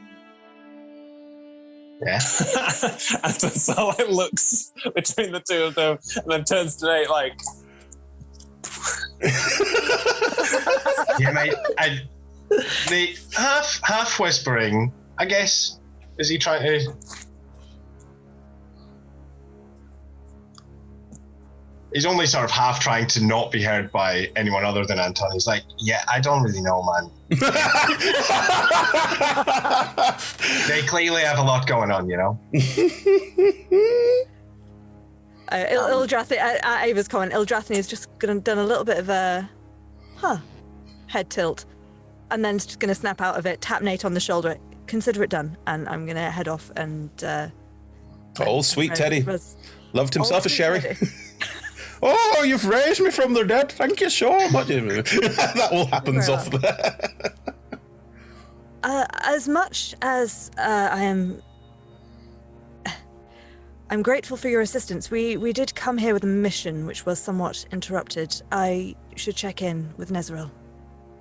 Yeah, he's actually in my library. How's my laboratory? I forget that other people have their own things going on. Of course, do your things. Would you like to accompany us? I exchange a look with Ava. How is Ava looking? Resigned. When Ephemera has her people mood on, it's just impossible. It comes once every week. It's exhausting. You just have to write it out and then kill them all at the end. Great, just great. Let's go. Do any of you like skipping? Yeah, I love skipping. Skip there. And yet Nate will link arms with Ephemera then. As you skip your way out of carnage. Anton, as everyone starts to make their way out with Nate leading the way towards your laboratory, Captain Ormar will sort of catch a look at you.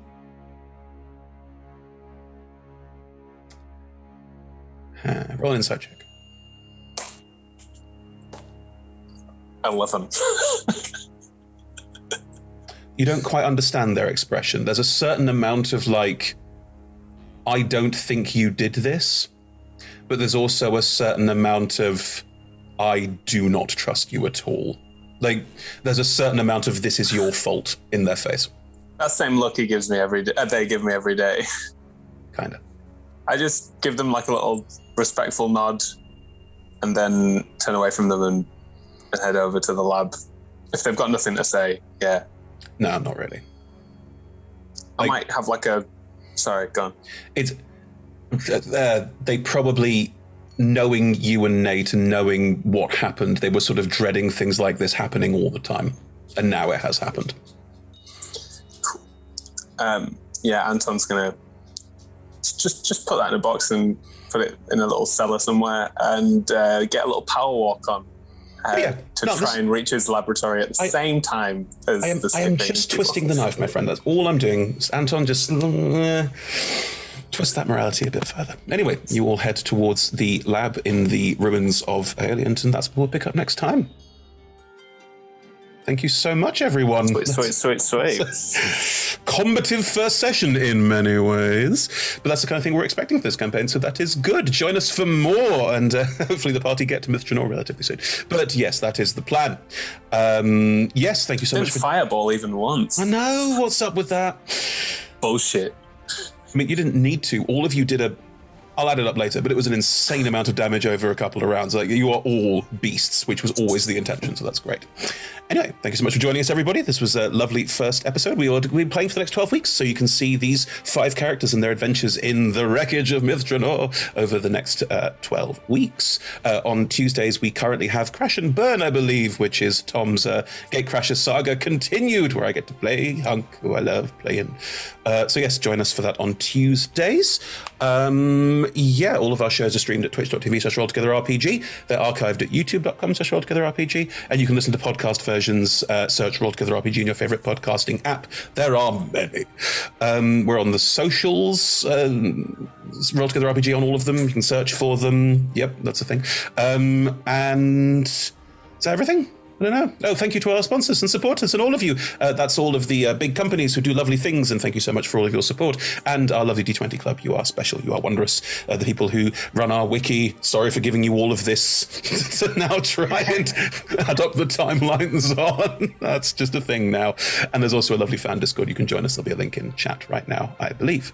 But yes, thank you, everyone. See you next week. Bye-bye.